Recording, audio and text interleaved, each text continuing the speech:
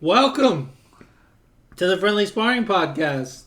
The podcast where today we're in motherfucking T-Cross's house. T-Cross, what's up? What's up, guys? Thank you for having me. As per usual, whenever I'm on the show, I always have a good time. So thanks for the invite. Absolutely. We miss you, Leo. We do miss Leo. And I told... Are you able to talk to him? Yeah. Via the internet? How's he doing? Yeah, so he's on a cruise right now.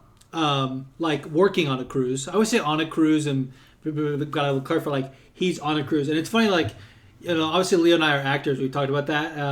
And when you're, especially musical theater, not really regular actor, but a cruise job is like a sweet gig to perform.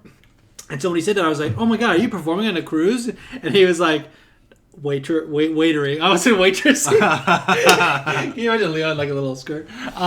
No. So yeah, he's good. He'll get breaks randomly throughout the day.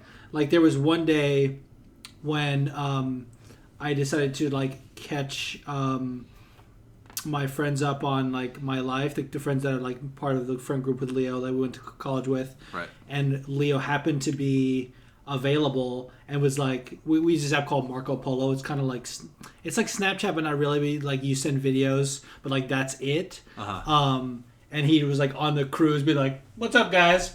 On the deck. An app that you can only send videos sounds very dangerous.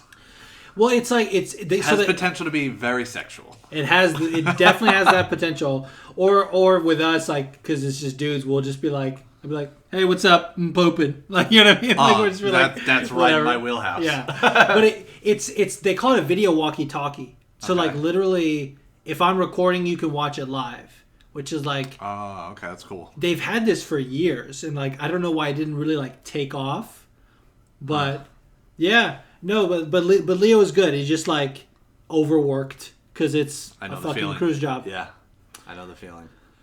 So before we move any further, I just want to get on my soapbox real quick. Please, the floor is yours. So we were talking earlier about what things to discuss because there hasn't really been any fights. The news has been crazy.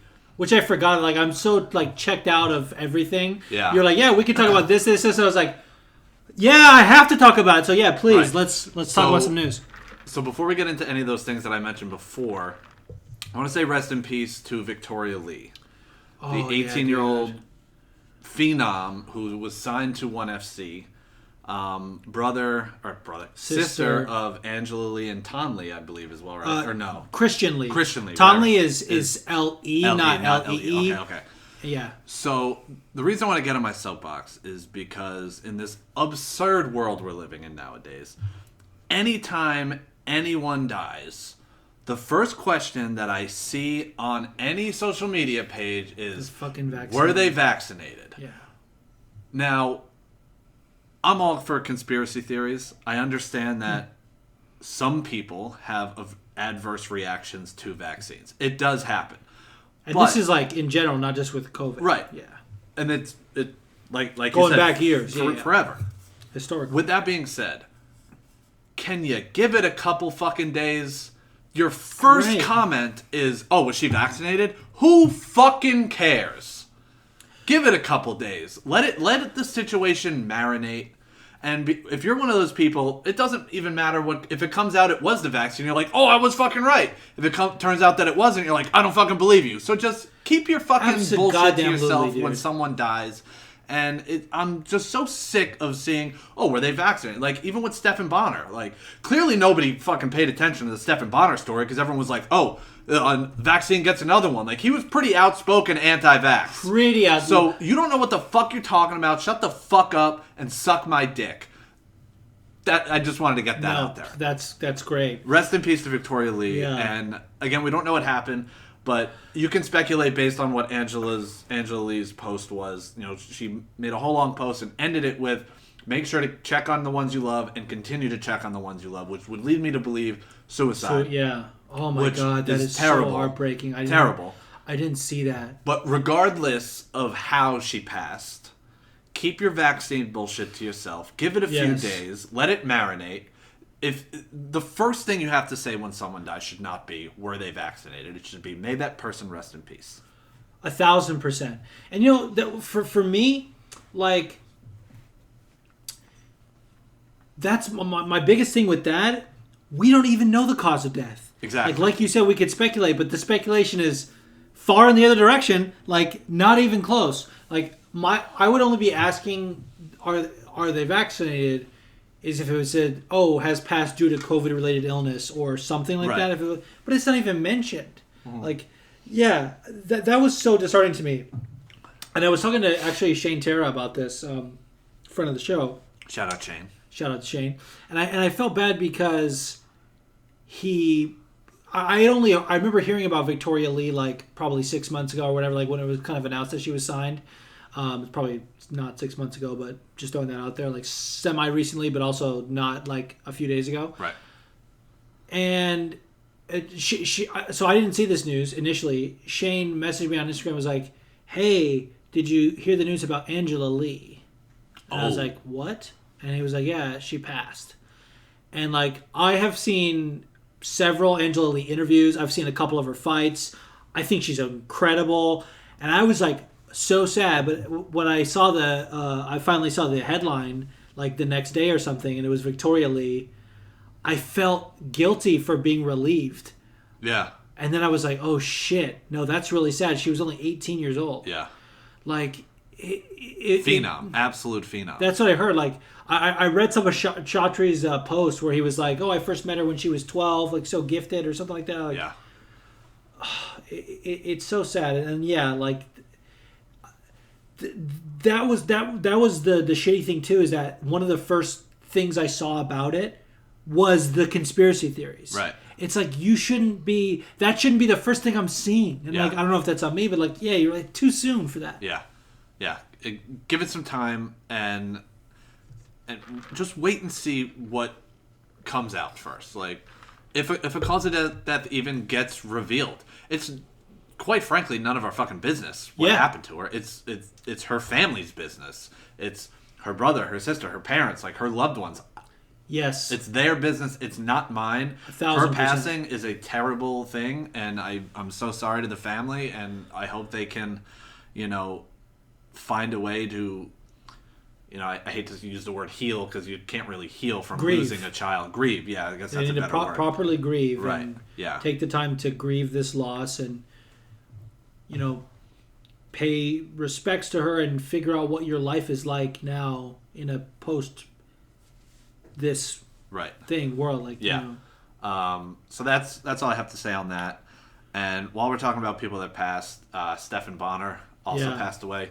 Another one who haven't seen a cause of death released either. I remember seeing something about maybe heart issues. But based on his last few years and his issues with the police and drunk driving and getting arrested and having issues with pills from his back pains and whatever. And which then again speculation that it's overdose, which again is horrible. But as far as Stephan Bonnar goes, I didn't really he was one of those ones that passed, and I felt personally affected by someone that I've never met.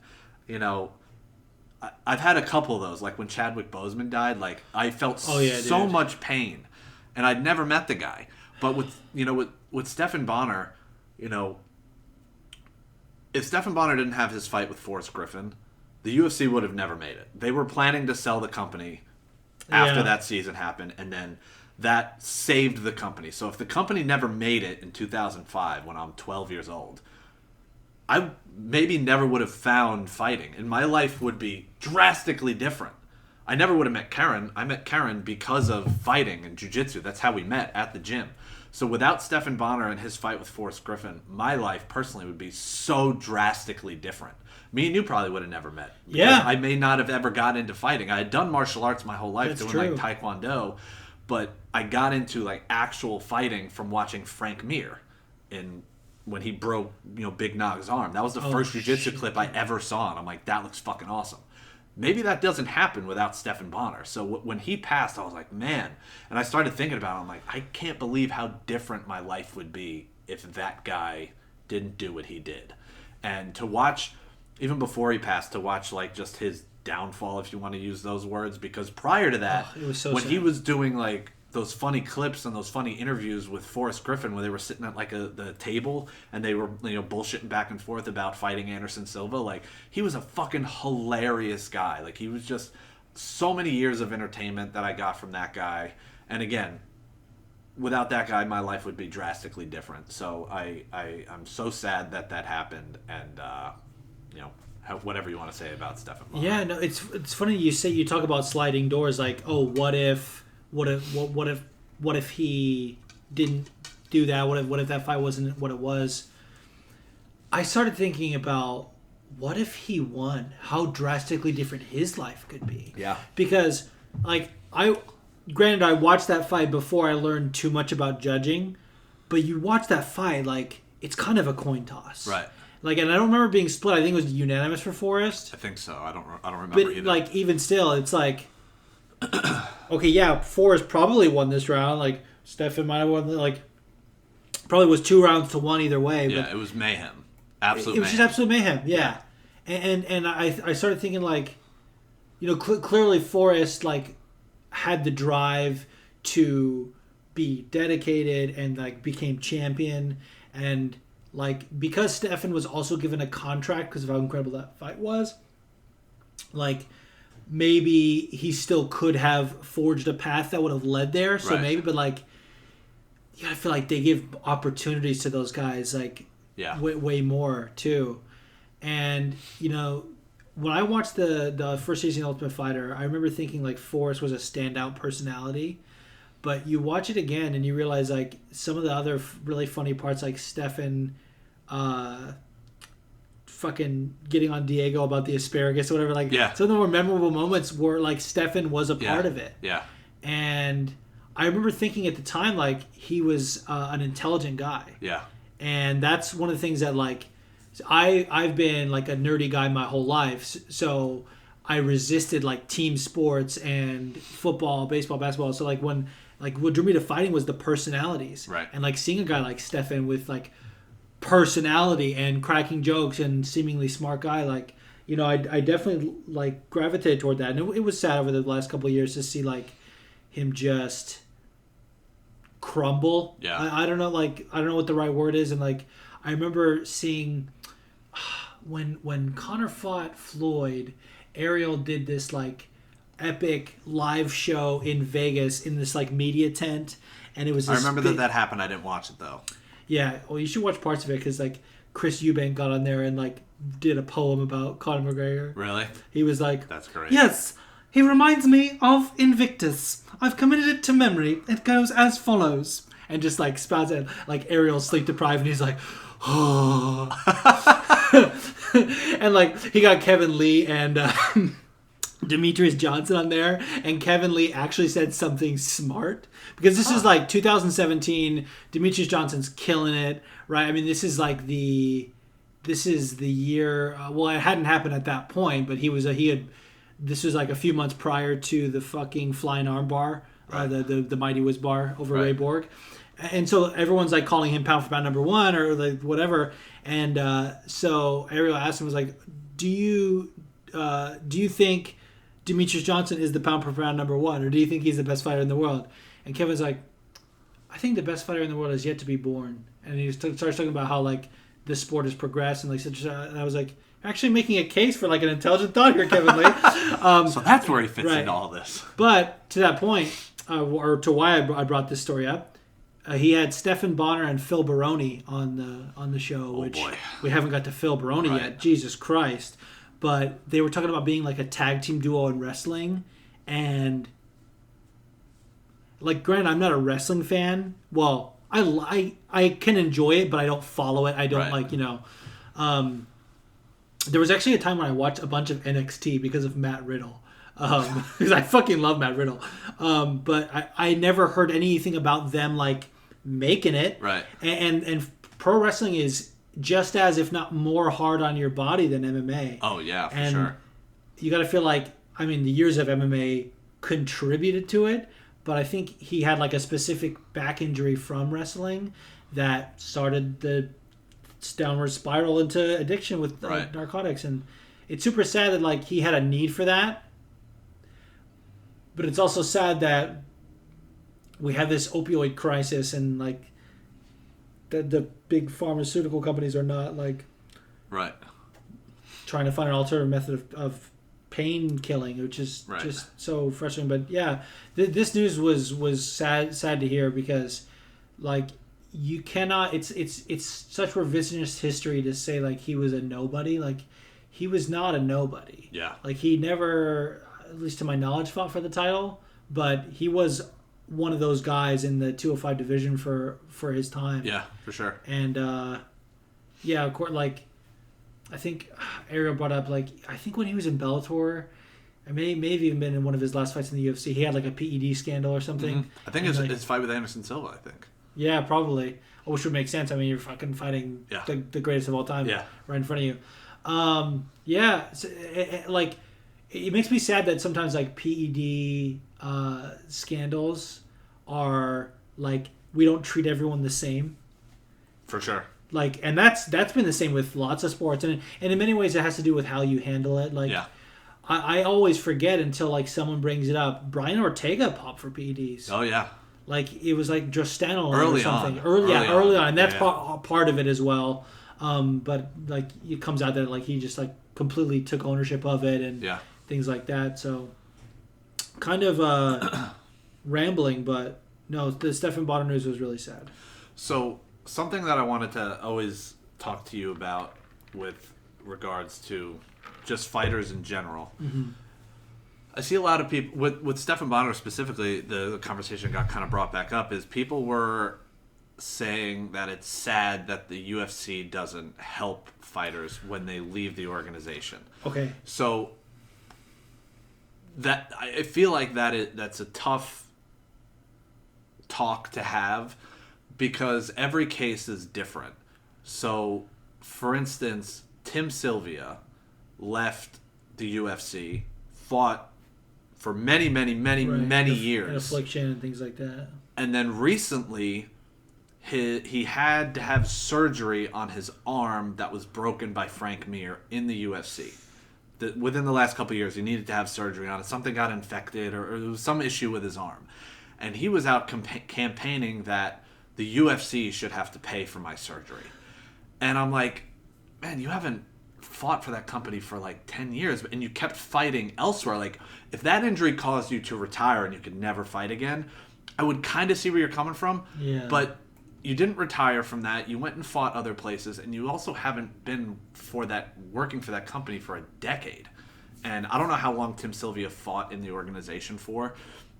And Ariel talked about it recently in regards to the Stephan Bonnar thing was, there should be a tiered system of like, if you fought less than 5 times with us, good luck elsewhere. Like if you had between 5 and 9, you get this amount of coverage for this many years. If you had 10, if you fought more than 20, we got you the rest of your life.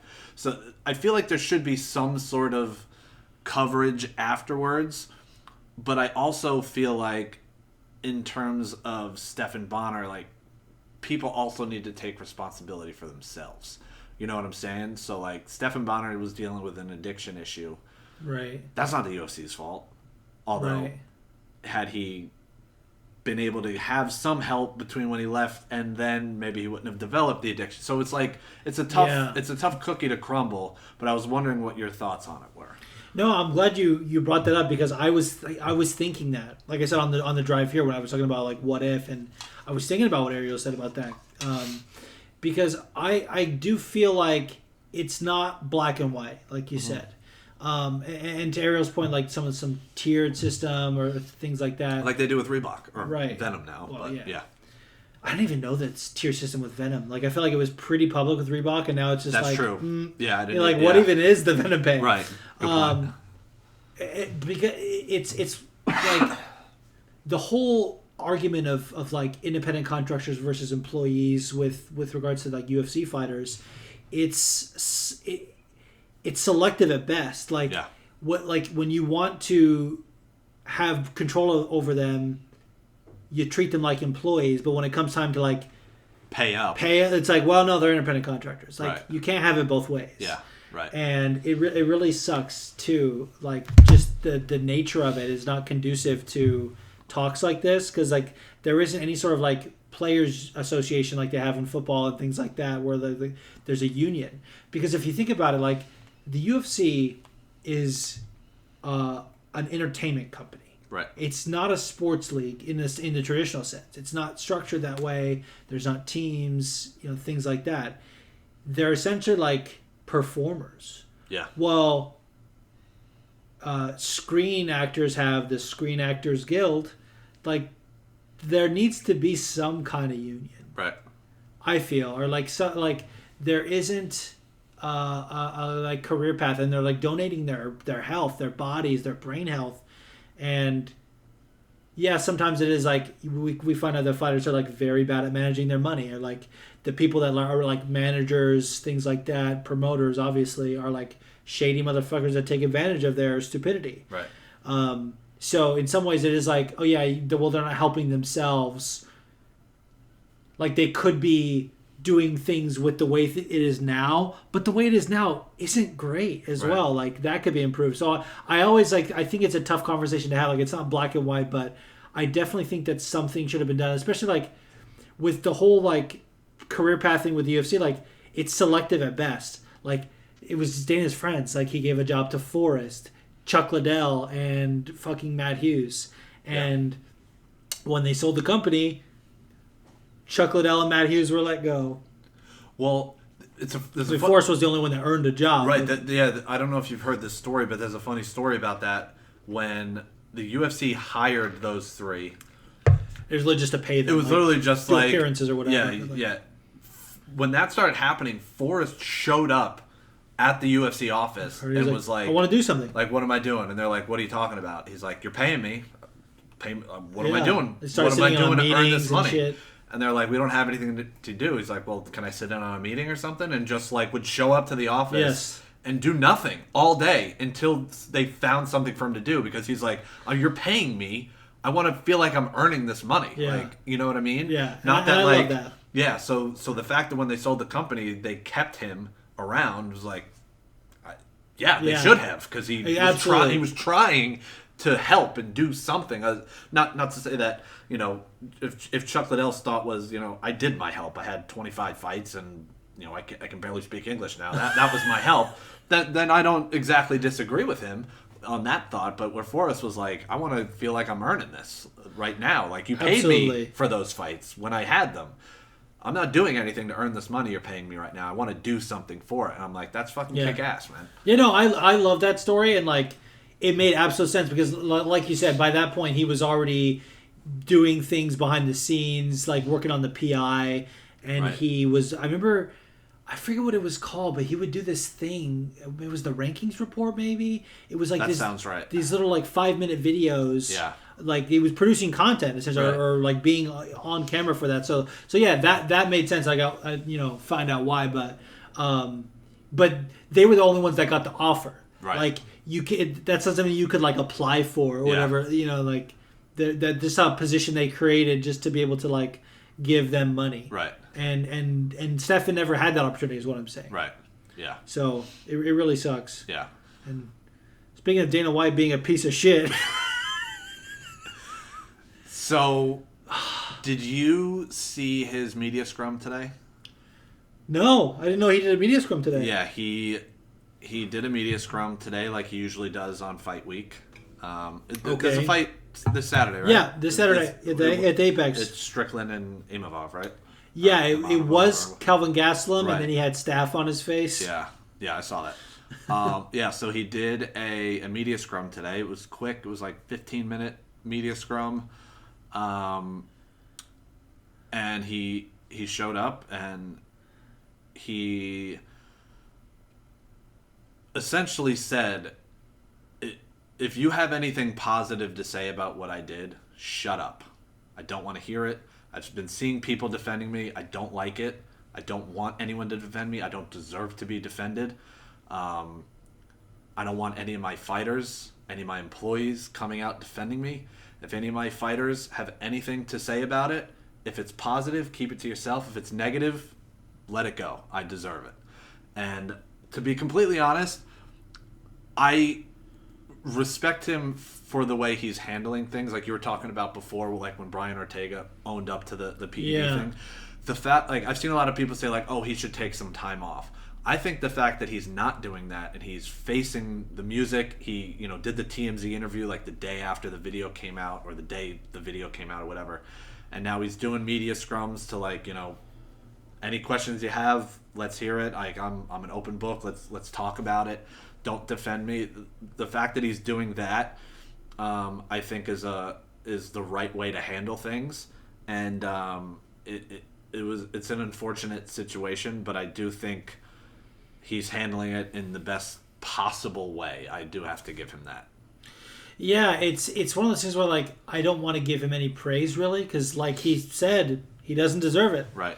And that's what's been frustrating. So I have to watch this scrum. I have to find it, because that now I'm kind of like not really rethinking my position, but it's giving me a different perspective.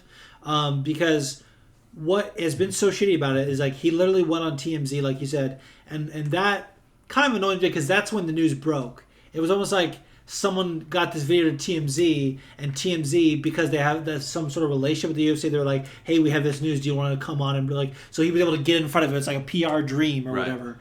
And he said, there's no excuse for what I did. He's not offering excuses. But then his fighters want to make excuses for them, and, like, other people. Fucking Kevin Iole, who's a hack piece of shit. Did he defend Dana? Well, Kevin Iole wrote this piece, didn't defend him. He wasn't like a lot of the fighters are coming out and say, she hit first, like that sort of thing. Kevin didn't do that. What he did say was, like, he's under a lot of pressure. like all these reasons, like, where you can see, like, oh yeah, well, what's a guy who's traveled the world and done all the things to do? He's drunk in a club, like, just the worst thing. And then he said Dana should take some time off, maybe a month. And, like, if he took a month off, who would notice? Right. Especially, like, when it happened. Like, I'm pretty sure this fight was 2 weeks away. Like, because this is a while ago. I think the slap was like New Year's Eve or something. Yeah, New Year's Eve. Who would fucking notice if he took a month off? And that's another thing that he said in the scrum is, like, people want me to take some time off, and, like, he's like, to me, that's not a punishment. He's like, a punishment to me is being out in the public, accepting and taking all of the criticism that I rightly deserve, and he's like, the worst part of it is that my children are embarrassed. My children are upset with me, and now I have to try and fix that. Yeah. And yeah, like I said, I think the way he's handling it is the right way to handle it. It's an unfortunate situation, and the one thing I will say that I think is a big problem is the timing of his slap league is supposed to start. Yes. And the fact that he's still promoting it. If the UFC Instagram and the Slap League Instagram wants to promote it, but the fact that he's still posting about it, I get it's his thing, it's his brand, but, like, maybe you should sit this one out for now. Like, or just cancel the whole fucking thing. But the fact that that's still going on, and the fact that he's the one out promoting it, I'm like, poor taste. Yeah, well, the whole thing is, like, I want to get to the slap league in a second, but I had a thought before you mentioned that I wanted to get out, because what upsets me is that, like, for me, the only punishment that I would think fit for Dana White would be to just step away completely. Like, no amount of time is going to really make up for it. Right. But I don't think, like, oh, staying and facing the music is punishment. Like, no, it's not. It's sort of like what you do. Right. Like, you to leave and lose your job would be punishment. Because he made statements like 2014 when Ray Rice committed domestic violence. He was like, oh, putting your hands on a woman, that's something you never come back from. Right. And he continues to say that. He's like, I'll never come back from this. Like, I still have, my job, my family's still upset with me, but, like, you don't heal from this. You don't fix this. Right. And what's more upsetting about that, and again, like, you're right, he's owning up to it, which is more than I thought, to be honest. But the UFC's parent company, Endeavor, not making a statement is what really bothers me. And Right. like reporters reached out for comment, and like 5 days later they were told no comment, and like Right. something they said like, oh, refer to our statement on this or refer to our post or whatever. I think it said refer to Dana White's interview on TMZ. So yeah, something like that, which is like, Which, hey, to be fair to them, kind of is an official statement because he is the face of the UFC. For him to come out and say, you know, because if the UFC puts out a statement, who's the one putting out the statement? It would be Dana, right? Like if the UFC had an Kinda. official statement of anything, wouldn't Dana be the one putting it out as the president of the company? kind of. I mean, it would come from like their PR team that isn't just like have a face. It would just be Right. like, this is from the UFC's. Okay. Like this is our statement on Gotcha. this. But what's troublesome about it for me is like no statement really is like that sends a message that that's okay. Right. And like not only the whole roster of fighters, but Endeavor is it's William Morris Endeavor, which is WME IMG. I think they merged. Yeah. It's a talent company. So like actors, models, like you're saying that's okay for them to commit domestic violence Right. as well, and like it's not like a big problem, but like actors aren't perfect. Right. Like you know, we've seen like you know with Johnny Depp and Amber Heard situation and things like that. But yeah, the Power Slap League. So to unpack that a little bit, another thing like another company like not making a statement is like the TBS who's airing the Power Slap League. Originally, we thought they were going to cancel it, Yeah. and it turns out they took it off the programming for a week, Yeah. and now it's back on. Yeah. And now the prevailing theory, bit of a conspiracy, is like, oh, they're editing Dana White out of it as much as they can, just like the bare minimum, but sort Yeah. of not even the bare minimum. Like it just doesn't feel like. I mean, how can you do that? He's the one standing in between the two guys. Like he's it's- right there. Exactly, and it's called Dana White's Power Slap League. Right.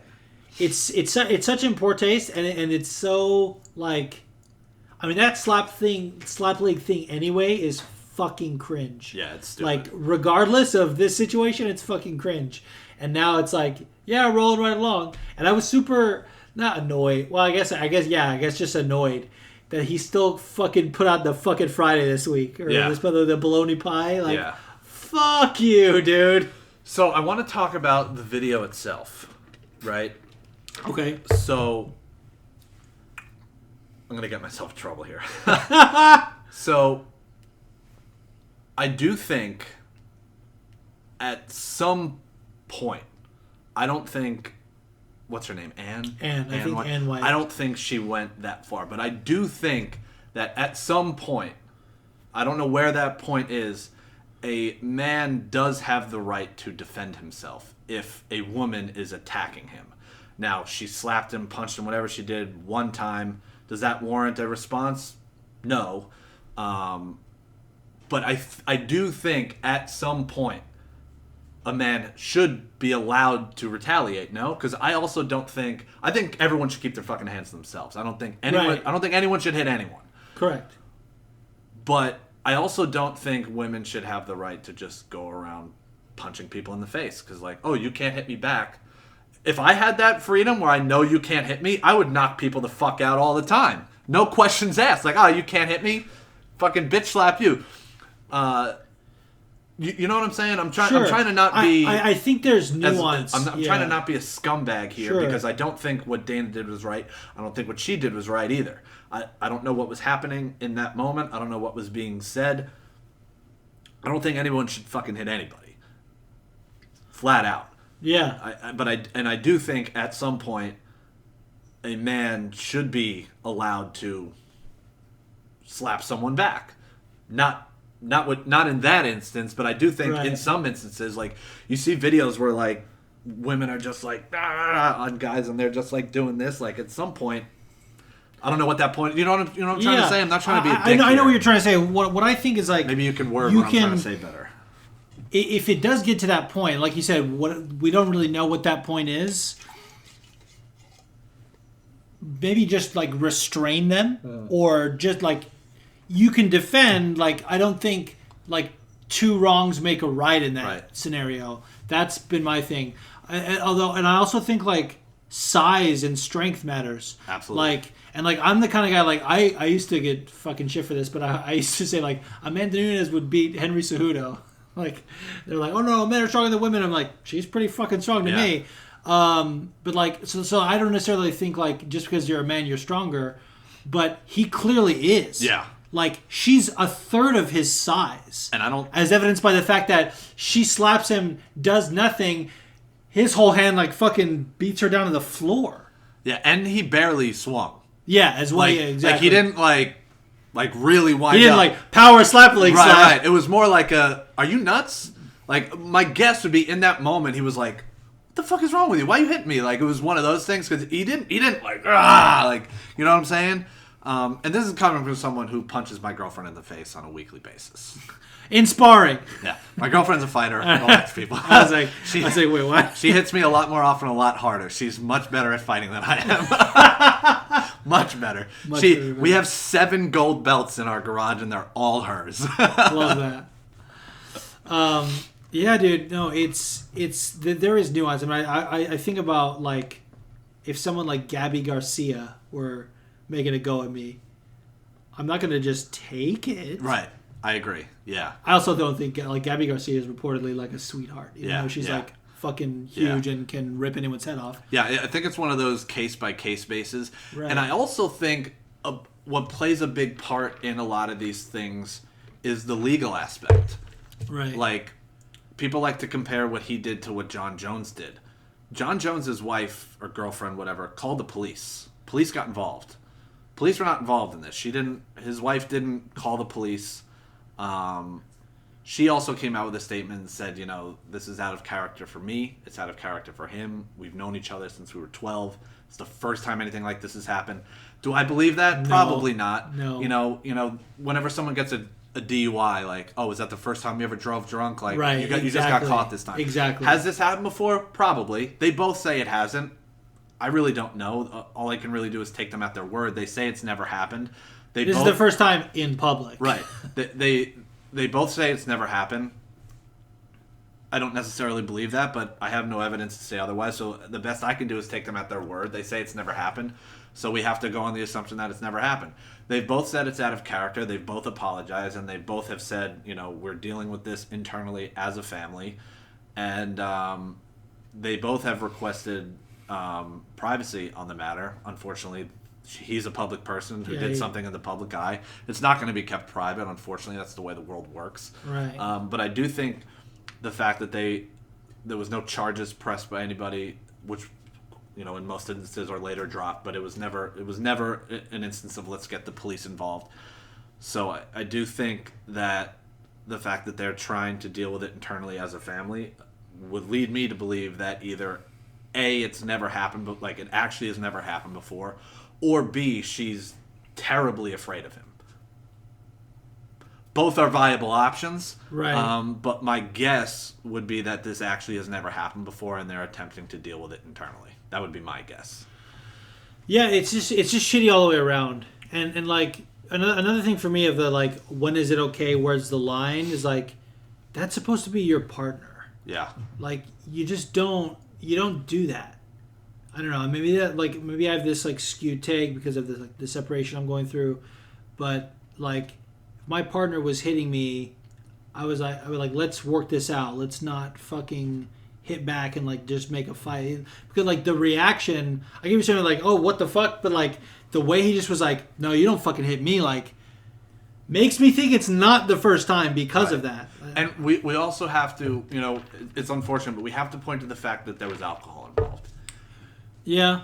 Alcohol is a poison. It's not good. I stopped drinking because I don't like the person I become when I drink. It affects everybody. Yeah. And it turns you into, what's the word I'm looking for? A higher person of yourself. If you're angry, it makes you very angry. If you're having fun, you're having the time of your fucking life. It changes who you are. Yeah. And you know, people say like, "Oh, drunk words are sober thoughts." I don't believe that for a fucking second. maybe just because when I personalize it, I don't like the person I am when I drink. That's not who I am. I don't think the things I've said when I drink are who I am as a person. Alcohol changes who you are as a person while you're in it. And it's New Year's Eve. My guess would be that they probably both woke up the next morning and like, did that actually happen? Like, was that a dream? They were probably so fucking shit-faced that when they saw the video, they were like, oh, fuck, that was real. They probably had no recollection of it the next morning. Because it's New Year's fucking Eve. They're out at a club in Mexico. They're probably fucking shit-faced. And again, that's not an excuse, but I think it's an important part of the story. Like, this didn't happen at Walmart. It happened shit-faced at a club, which I think is a wildly different scenario.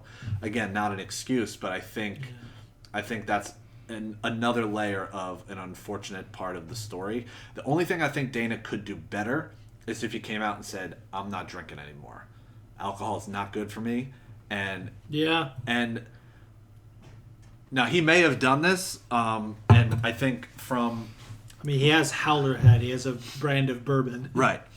But I think another thing that he could do, and it's tough in a situation like this, because if he were to donate a shitload of money to like domestic violence victims, like a charity, people would be like, "Oh, that's just a publicity stunt." Like, yeah, cool, you donated money, but you don't actually give a fuck. But who knows if he's actually done that? Because like I sent you about my one friend who lost his legs. Dana donated $10,000 to that. He didn't make that public. Who knows how much money he donates? He very well may donate a lot of money to various different causes throughout his life that he doesn't tell anybody. You hear a lot of stories of fighters saying like, "Oh, Dana gave me an extra $100,000." Like, he gives out money. Yeah, Bobby Green said that he paid for his brother's funeral. Right. So who knows how much charity work he actually does, and if he did donate money to domestic violence victims.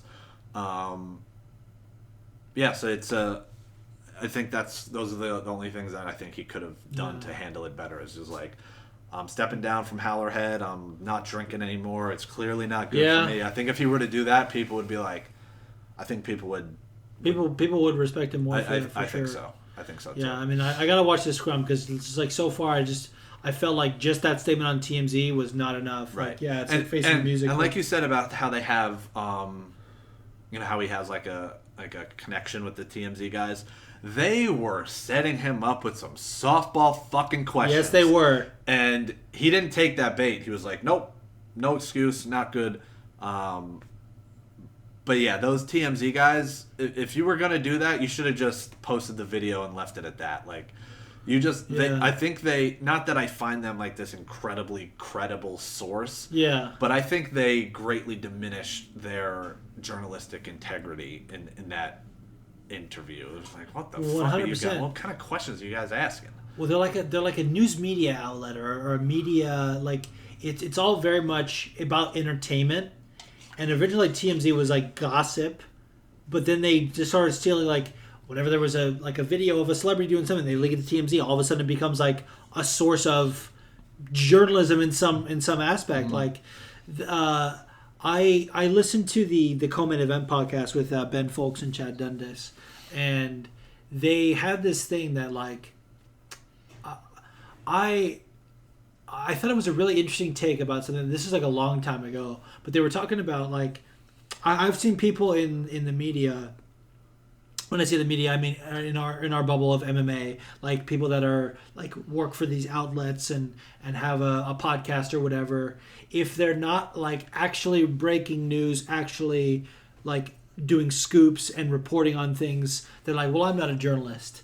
And I think it was Chad, but maybe they both kind of like, Ben definitely agreed with them. But whoever said it, they were like, come on, that's all part of it. Like you don't say that to just like, stave off the responsibility. Like, you're still a journalist. Like, that's still part of what we do. Like, whether you're doing some sort of media, you're covering the sport. It's journalism. Yeah. And like that TMZ, like, you're covering this. Like, if you really gave a shit about like getting that out there, you wouldn't have him on have him on, but don't let that be, because it was controlling the narrative. The headline is not Dana White slaps his wife. The headline is Dana White apologizes. Right. which is like, and again, like the way he was like, no excuses, I did a really shitty thing. Like he's not being like whatever about it. Right. But the way the thing has gone, it's sort of like the way the UFC operates is like, it's only to benefit them. Like certain things that are like, oh yeah, well we have XYZ, and it makes it look like it's for the fighters or it's for them. Right. So and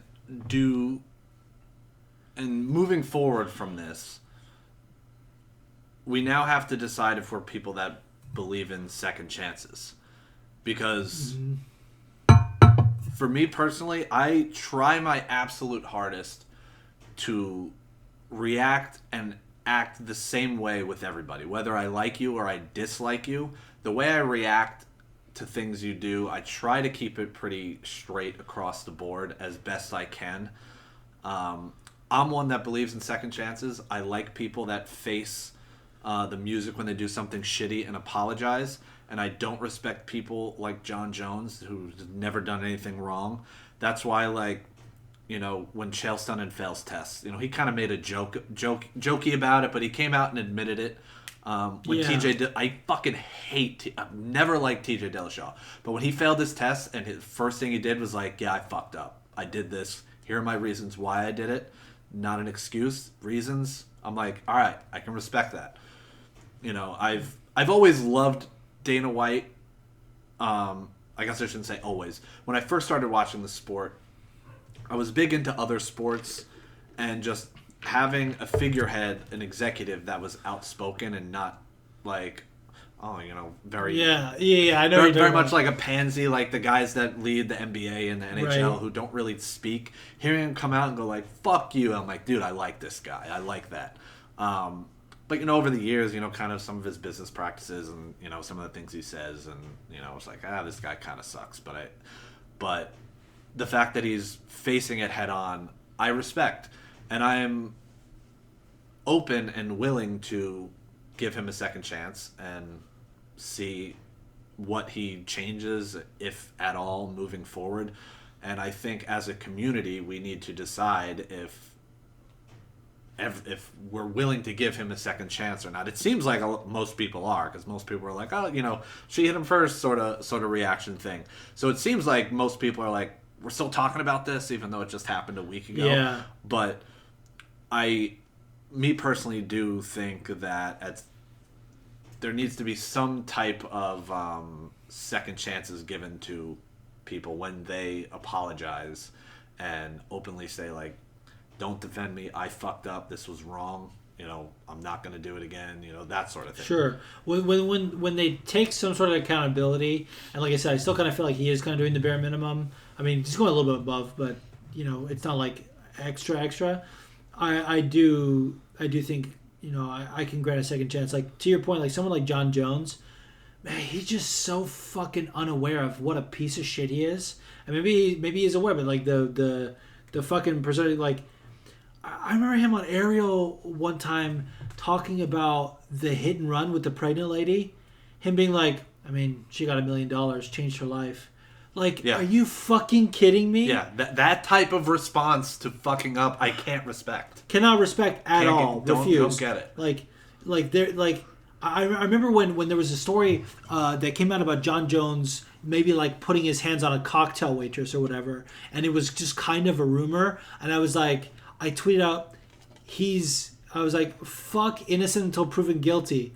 I'm fucking condemning him right now. I don't give a shit. Yeah. And then I had this fucking lawyer in my mentions that were like, that completely belittles our justice system. Or like, give a fuck about the justice system? What about the court of public opinion? And that guy's a piece of shit, dude. So that's kind of how I feel about a lot of things. But yeah, to your point,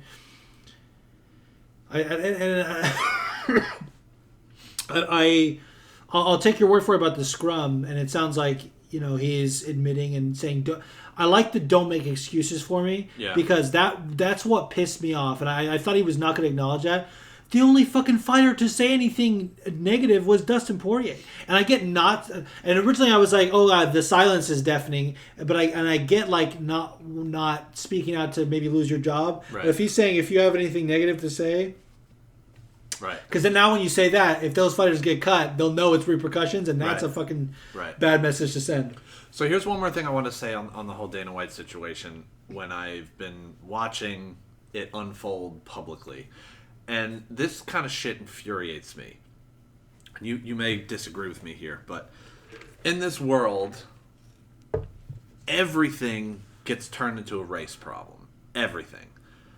All I've seen people saying is like, if this was a black athlete who did this, everyone would be talking about it. And I'm like, a black athlete just did this a week prior. Nobody's talking about it. Everyone's talking about Dana White. So when everyone's like, oh, if this was a black athlete, it'd be a bigger story. It's the biggest story in the space of combat in the last 2 weeks since it happened. Who did that? Exactly my point. You don't even know who I'm talking about. Gervonta Davis was arrested. Oh no, I did know that. Okay, He was actually arrested. Like there were when I hear charges athlete, I filed. think like NFL or whatever. Right, no, right. I did because I was fucking tweeting about. I was like, that guy's. I told you he's a piece of shit. But he was actually arrested. Yeah. Now, I haven't looked too much into it. Apparently, he released some type of home video that proved he was innocent. I don't fucking know. Charges were dropped. He ended up fighting over the weekend anyway.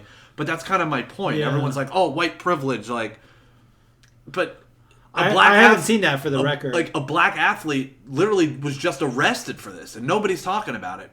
Everyone's talking about Dana. So when everyone's like, oh, "If this was a black athlete, everyone would be talking about it," I'm like, "Everyone is talking about. Like, what do you?" Everyone is. This isn't a race issue here. Yeah. I don't think so. Well, you see what I'm saying? I see that, and like I said, I haven't seen anyone say that. And certainly, my bubble was talking about the Gervonta stuff for like a minute when it happened.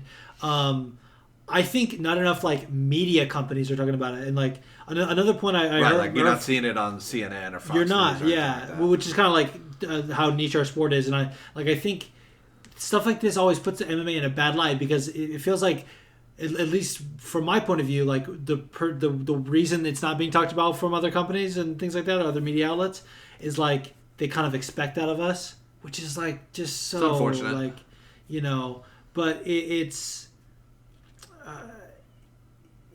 I don't even know where I was going with that. Yeah. No. Here's what the sponsors of like no companies are like, I don't want to sponsor the UFC if they're going to keep this guy around, like things like that, Right. like which you would expect from other like situations like this, which is kind of crazy. Yeah. Which leads us to Phil Baroni. It's expected of us. Oh my god, dude. So, for those of you living under a rock and haven't heard, Phil Baroni beat his girlfriend to death. To death. So, what I read... Like, that's not hyperbole if you didn't hear the story. Beat her and she's dead now. Yeah. So, from what I read, he was like smacking her up pretty good, and then he shoved her into the shower, and she hit her head on the wall when she tripped over the bathtub, and that's what eventually led to the passing of her. Brutal. Absolutely brutal. Like the worst thing. And that guy has been a fucking psychopath for a long time. Yeah. And I can't even point to anything specific as to why, other than interviews. Like, you just hear the way this guy has talked in interviews. His whole career, he's been... When did he have his first fight? Probably in the 90s? He's been fighting a long time. I don't exactly know. Least. So 20 years, every interview I've listened to him, like, this... Something's off about this. I've always thought that. Like something's off. You know, like, I remember he used to go on Adam Hunter's podcast, MMA Roasted, all the time. I used to listen to that all the time. And he'd be talking, like, Adam Hunter used to be laughing when he would be talking, and he was, like, trying to convey that the shit he's saying, he's not kidding. And I can't point to any specific thing that he ever said, but, like, every interview I've ever heard this guy, and I'm like, something's off here. This guy is a fucking lunatic. And lo and behold, he beats his girlfriend. Well, did you see... So, he was charged with femicide. I didn't even know that was a word. Did you know that? I remember seeing femicide somewhere in the... Did you know have you ever heard that word before? I don't this think week? so. I mean, it's one of those words that you see and you know what it means. Yeah. Because of, like, etymology and things like that. Right. So, femicide is when you murder someone just because they're a woman. Which I don't know if that would be considered worse or whatever from homicide, because it feels like if that's the term, it feels like a hate crime.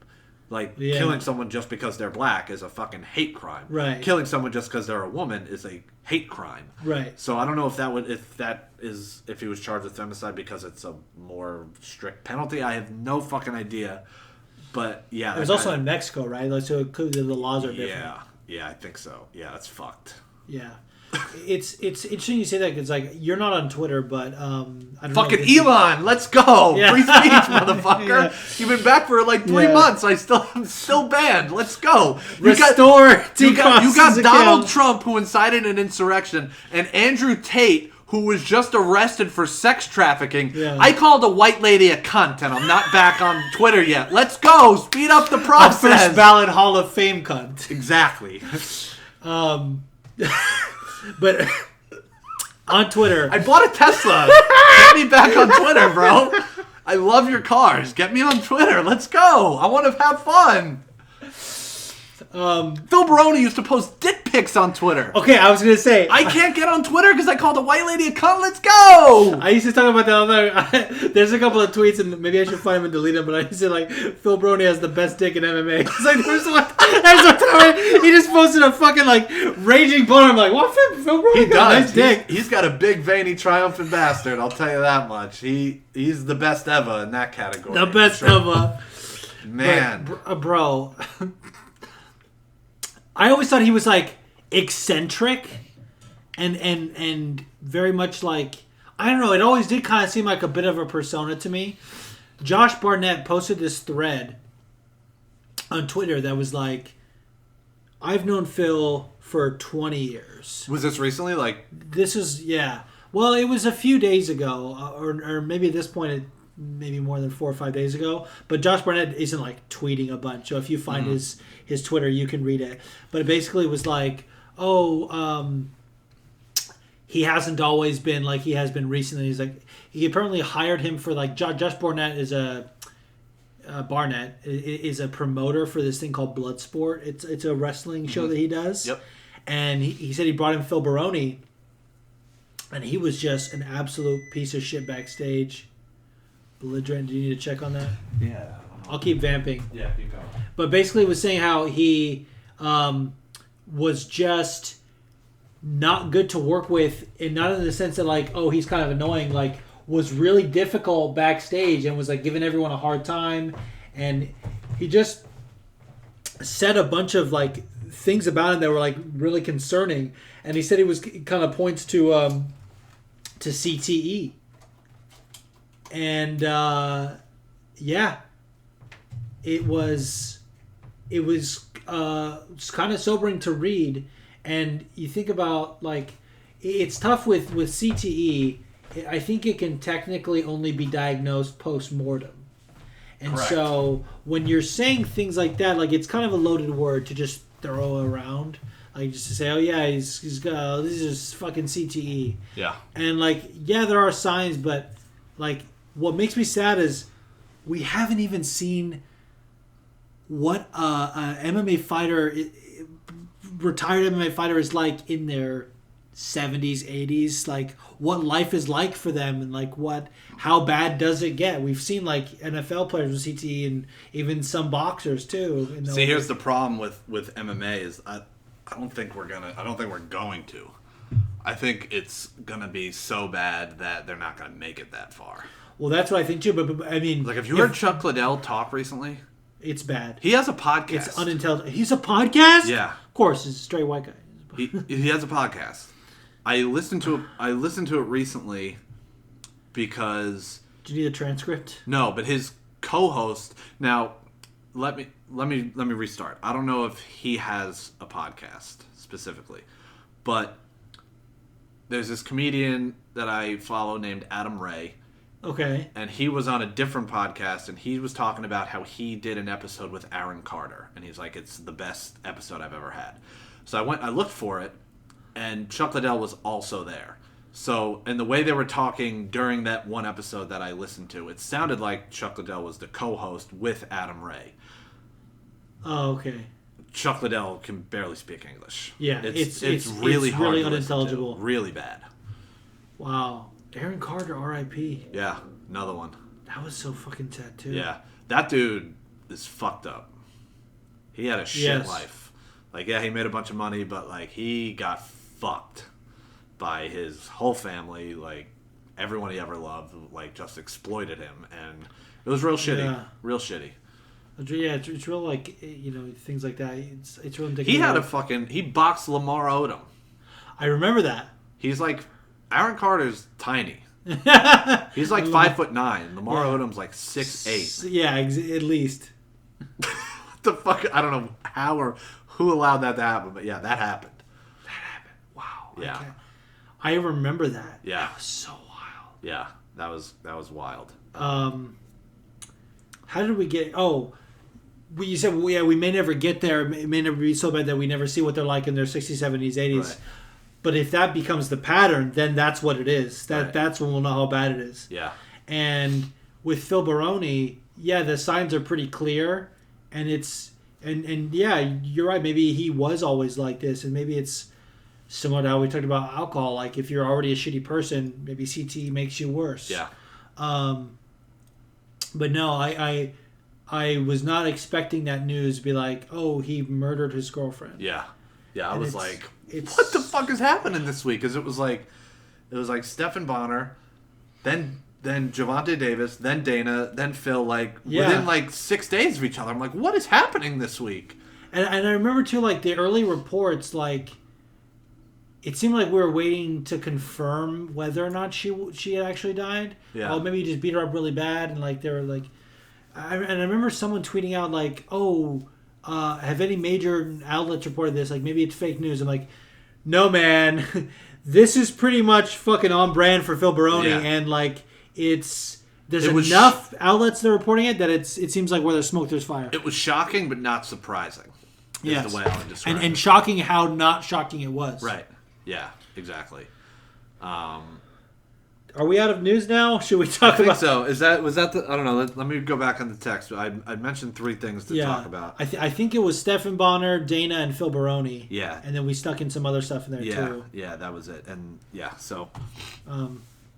Bummer first hour, huh? Bummer first hour. Big bummer. Big bummer. But I honestly, when Leo stepped away from the show, I was like, I threw out there that I wanted to co-host. So I was like, maybe because it would be a fun. I was gonna dress up like a woman. I forgot. That would be amazing. Because you requested a woman. Yeah, no, I just felt like that would be a dynamic that I haven't really had with the show. And oh, juicy baby, you're so handsome. I'm loving this. Keep going. There really was only one person that I wanted to do the show with, and that was you. And as bummer in terms of like the topics, I've had a good time so far. And we're not even done. Can we real quick talk about before you started with Leo? Yeah. You had reached out to me and you're like, hey, I'm thinking of bringing in a co-host, and I'm trying to get my best friend Leo on board, and if he's not, then like, let's do me and you. And yeah, man. And I want to throw this out there because it still makes me laugh because it's still true all these years later. Where you said, what would you want to name the show? Do you remember what my idea was? I remember what my idea was. Okay, what was yours? I think it was... I don't remember what yours was. Maybe this was yours. I remember one name, but I thought it was mine. T-Cross and Juice Box. That was yours. Okay, yeah, okay. Now that you said it. So mine was... it still makes me laugh. Winless and the Fan. Because for those of you that... That's right, like Fighter and the Kid, because you're 0-4. Yeah, because for those of you that don't know, I have had several fights, Muay Thai, MMA, and I have not had my hand raised yet. Unfortunate. Have we told on the podcast? Oh, I mean, it's my show, so like I don't know if I've said this, but have I told the story about how I offered to fight you so that you could have a win? I don't know if you told it on the podcast, but yeah, that's a good one. Well, it's not because I've had you on a few times, and like I definitely have been on your show at least once. Yeah. Tom posted this thing on Facebook. By the way, I just came back to Facebook. I know you're gone. Tom posted this thing that was like, I still have not had a fight or a win, and I that made me sad. And I was like, I'll fight you. You could definitely be me. I was like, yeah, dude. But So I just want to give a quick synopsis to my fight career real quick. So my first MMA fight, I was supposed to fight at 168 pounds. A week before the fight, promoter calls me and says, your opponent's out, but good news, someone else's opponent is out. Do you want to fight each other? I was like, sure, whatever. And he goes, bad news is he's fighting at 185 pounds. And I'm like, I weigh 170 right now because in New Jersey the weigh-ins are the same day, so you don't do like weight cuts for at least for amateur fights. Amateur, yeah. And he was like, just that's all. It's either this or you don't fight. It's up to you. I'm not forcing you. Whatever you want. And I was like, so I reached out to my coach, and I'm a grappler is my strong art, and the guy was from a kickboxing gym. So I was like, fuck it, let's do it. So I did it, and I needed to weigh in fully clothed with my shoes on because in New Jersey with amateurs, if you weigh below what the weight class is below that, they won't allow the fight to happen. So I needed to weigh 178 pounds and I weighed 170 and I had a week to weigh 178. I'm like, I shouldn't be eating like McDonald's and whatnot this week. So I weighed in fully clothed, shoes on, like phone, whatever in my pockets, like just to make sure I was on weight to make sure that I fought. And dominated the guy, and I got knocked the fuck out with 10 seconds left in the fight. Right? Yeah, knee to the head, which is illegal in amateur MMA, but I shot for a takedown as he threw the knee. Knee hit me in the forehead, lights out, T-cross. And you got the staples in your head, right? Yep, 2 staples right in the forehead, which sucked. Second fight, just fought a brown belt in jiu-jitsu, and at the time I was a white belt. He took me down, armbarred me. No issue there. Third fight was a Muay Thai fight at WK's, and WK's does not check your fight record.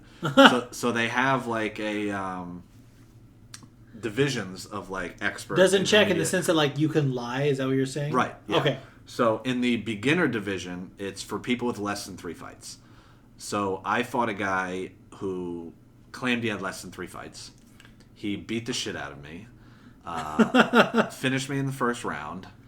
And I find him on Facebook the next day. His profile picture is him holding 3 belts. So at minimum, he's had... Yeah, at minimum, he's had 3, and all of them were title fights, and he won all of them. Yeah, exactly. So he went on to win my division and, like, 3 other divisions. He just ran through, like, because you're fighting people that don't know how to fight. So he whipped my ass. And then my 4th fight, back to MMA... Everyone in the crowd, Jim Miller included, I think I told you this story. Jim Miller included, thought I won the fight. Decision was given to the other guy, and that's how my fight career has gone so far. Yeah. Not great. Not great. Not great. String of bad luck, which is unfortunate because, the guys that I train with, like I see the level that they're at, and I'm not that far behind them, and they're like world champions and professionals. So I'm like, I can't win an amateur fight. We got fucking undefeated heavyweight champ over here that I train with every day. What the fuck am I doing here? It's unfortunate, but yeah, winless and the fan is what we were gonna, what my idea for the show. I liked it. I didn't love the like win. I think people wouldn't get it. I think that was my thing. I was like, I don't know if that would be like we could still come up with something. I just wanted to tell that story. I thought it was funny. No, it's a great story, and I'm glad you recap your fight career because not a lot of people know. Yeah. Well, I wanted to get into some of the forum questions we have, which is literally just 2. Okay. And then preview the fights this weekend. Are you able to pull them up on the laptop? Sure. So I had one question. I put it out there literally. This is New Year's Eve. I'm looking at the forum tweet that I put out there. I'm like, hey, I'm not sure when my next episode is going to be, but I'm going to be recapping 2022 in MMA. Clearly, we didn't do that. We just talked about recent news, but I'm okay with that because there's plenty of other shows that have been recapping 2022. The one question I got, shout out to STD, For some reason, that's his name, @_STD_. Alrighty. 4 words in the question. Power slap never once? I said, What? what? Yeah, I was like, what now?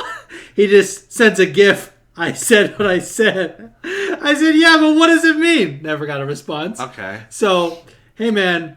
I mean, we talked about how fucking problematic the power slap league is with recent news. And how cringe it was even before the news. So, like, if you're asking, would I never once watch it? The answer is yes, I will never. I'm going to watch it. Shut up! 1,000% I'm going to watch it. Why? This is, like, hate watch it? Yeah.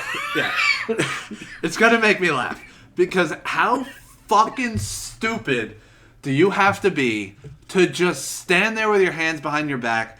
And I don't know how many of the clips you've watched, but they hold the stick. They're literally like, yep, to you have to hold behind their something. back. It's wild. To just stand there. And I guess I give them credit because they don't flinch.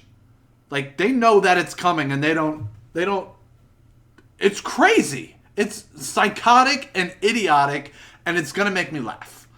You know what's wild? Like, I was thinking about how, like, it's crazy that the Nevada State Athletic Commission sanctioned this. It's crazy. And I think they were like, yeah, just ensure that nobody dies. Okay, how? But, like, you know, sometimes we talk about with MMA, like, oh, it's not just the damage that you see someone took on the night, it's the damage they took in camp and things like that. To your point, they don't flinch. You have to train your fucking reflexes. Yeah. Like, how many times are they just getting slapped? And it's not slaps, it's palm strikes. Yeah, And exactly. If you probably, open hand slap somebody, they are not being knocked the fuck out. Right. You're hitting them with your palm on the temple. You're right. It's I was not going to a say as slap well, in like, the face. when I think of slap, I think like the cheek. Yeah. They're hitting the temple. Yeah, you're right. You're absolutely right. It's palm strikes. It's not a slap. It's a palm strike, and it is what it is. Like, both people are agreeing to do it. I guess that's fine. But I mean, if it was like Pancrase with no takedowns, because I think when you think palm strikes, I remember like they could do like the Boss Rutan with the big black boots they used to wear when they fought. exactly. Yeah. Like if it was something where like okay, we're even call it slap fighting, fine, but like where you could dodge and move and there's nuance. This has no technique. It's like who can take a shot better, and when you have to have a job, Forrest Griffin's job is the head catcher, like just to catch the head. Like, no, I'm not. I mean, so here's the reason. One of the reasons why I want to see it. I recently saw a clip. I don't know if it was from Dana White's thing or if it was just another power slap organization. I don't know how many exist, but it was 2 very hot women. They walked out. They made out. Okay, I'm then, interested. And then continued to slap each other in the face many times. Like, they didn't get knocked out. There was like 5 or 6 slaps back and forth. Yeah. Okay. 2 beautiful women walked out, grabbed each other in the face, made out with each other, and then proceeded to slap each other. I'm like, I'm going to watch the first one just to see if something similar happens. Okay. Because girls girls making out is one of the hottest things in the world. Women absolutely are beautiful. Exactly. Men are disgusting. Straight women make no sense to me. Men are disgusting. Like one of my favorite quotes from my favorite movie, The Amateurs, is about a small town in like somewhere in Montana that they like band together and make a full-length amateur porn movie. William Fichtner is the actor, and he's at a strip club, and he's like, "I love women. I love women so much. I don't understand how they're not all lesbians." Yeah, seriously, I don't get it either. And I don't know what I was going to say next. Men are gross. Okay, men are gross. Let me know. I think I'll let you watch it, but let me know if anything noteworthy happens, and then I'll watch it. So the night that it's supposed to air, if you get a dick pic, just know what I thought was going to happen happened. Okay. That's how I'll let you know. Great. I will send you a picture of my penis. Great. I can't wait. I'm trying to talk about the fight. Well, no, I had one. There was one. So that was the only Twitter question. Was just power slap never once, and then I had a voicemail actually from the homie Typo My Photo. Get this queued up here.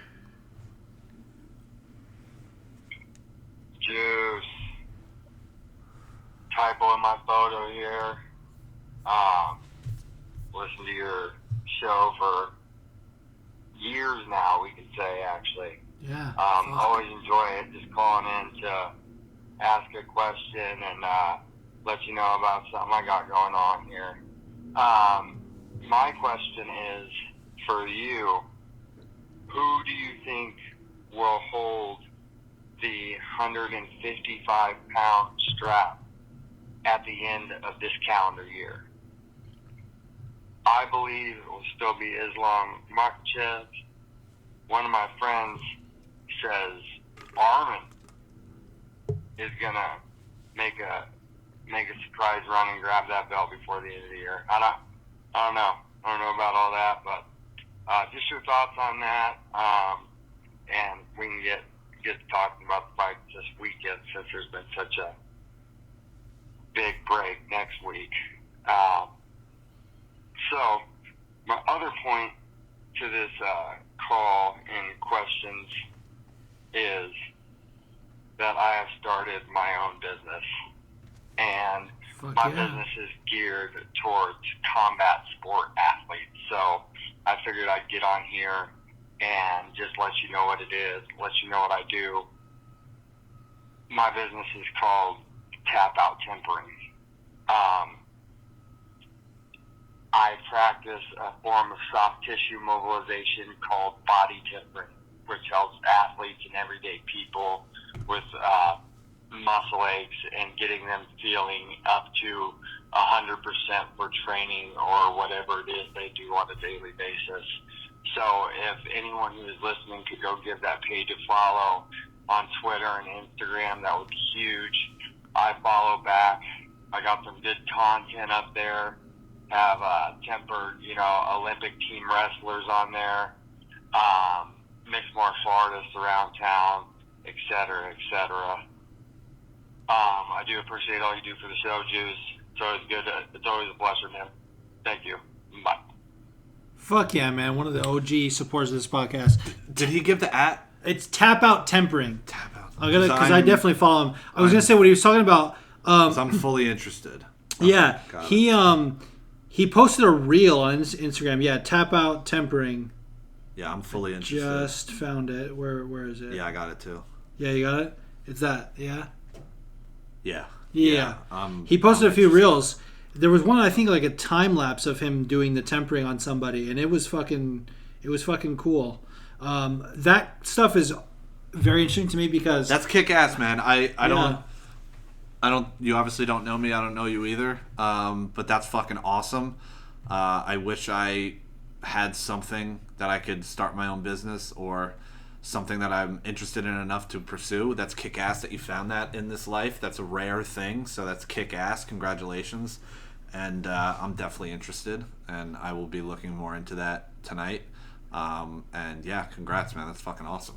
Absolutely, brother. Definitely everyone should follow Tap Out Tempering on Twitter and Instagram. He has it on both, and we're looking forward to seeing more about it because I think that's fucking cool. The question about the 155-pound strap is interesting to me for a couple of reasons. Like, I do think Islam is going to be really hard to beat. I think Volk can do it. I think Volk. I don't think it'll be all that difficult for Volk. Really? I really don't.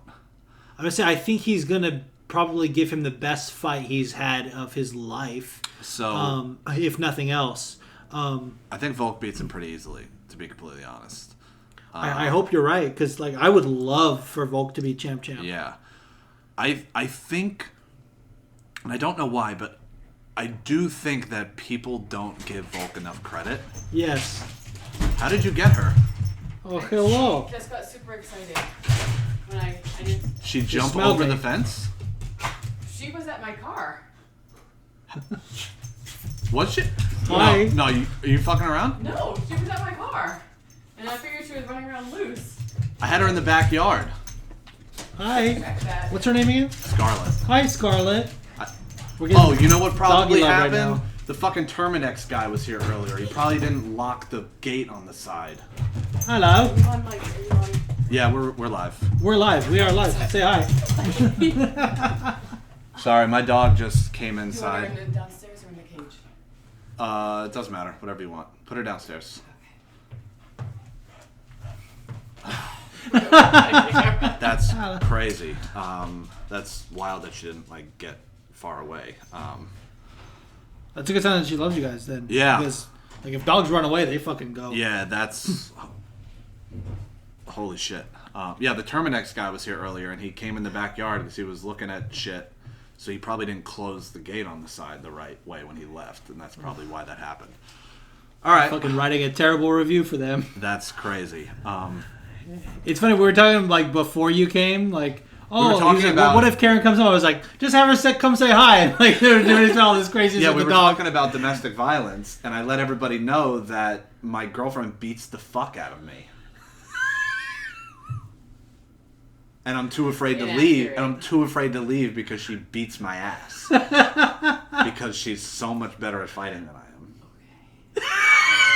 Well, to be fair, we both have titles in the same weight class, so That's true. there you go. That is true. There you go. Fucking A. Yeah, so I do think Volk beats him pretty easily. Yes. And here's why. You know, Cormier came out and said, like, the problem with Islam is that if he can't get you down, you got to deal with him on his feet. Volk is incredible. Volk has never been outstruck. Never. Not No. even against Jose Aldo. I would agree that Max has an argument for the best boxer in the UFC, like just hands. Alex Volkanovski beat him 3 times. And the last time was I do think never seen Max get beat. I like do that. think, to be fair, Volkanovski did lose the first 2 fights. I did think Max won both the first 2 fights, but they were close. I wasn't all that upset with the outcomes. Regardless, numbers-wise, Volkanovski's never been outstruck. Yeah. And he just beat the living fuck out of Max. Bad. He just put it on Korean Zombie to the point where he said, "Are you sure you want to keep doing this?" He's a bad motherfucker. Yeah. When it comes to wrestling and takedowns, the taller person has more trouble taking someone down. That's true. Volkanovski is short and compact. He has fought wrestlers, Yeah. had no issue defending takedowns. Right. He's got the long arms. He's got a very long reach. He's got orangutan arms. So being the shorter guy and having I don't know what The Islam's way he gutted through that guillotine against Brian Ortega. I don't know what too. Islam's reach is, but I would have to guess that Volk's reach is longer Yeah. because Volk had a longer reach than Max, regardless of being 6 inches shorter. Right. He's got those orangutan arms, and the way to defend takedowns is to get the arms under the underhooks. armpits. I don't. Now, of course, it's possible with the way Islam wrestles, similar to Khabib, where he pushes him up against the fence and they can kind of drag him down because he is bigger. My guess would be that he's stronger. Yeah. I don't see Islam's path to victory. Like, it would be wrestling, but Volk is a good wrestler. He's a good defensive wrestler. Yeah. And, I mean, Islam clearly has good grappling, but is he a better grappler than Brian Ortega? Maybe, but Brian Ortega's best submission is his guillotine. He submitted Brian Ortega's squeeze is so fucking tight that Cub Swanson tapped before Ortega even locked his legs around him. He adjusted his hands midair too. Do you remember that? And Cub Swanson's a black belt in his own right. He had the full mount guillotine, and he gutted it. I don't see a way that Islam can beat him. Is it possible? Of course it's possible. It's a fucking fight. Islam's obviously very good. He's the fucking champion. Just stylistically, he's not going to outstrike Volk. Yeah. He's just not. And if he does, I will, admit that I just don't see it.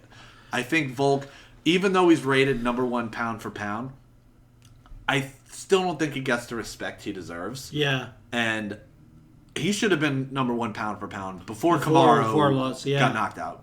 I've discussed that with you many times. I'm like, Agreed. This is bullshit. Yeah. Like, Kamaru beat Colby twice and Masvidal twice, and he's ahead of... It was crazy to me. Still is crazy to me.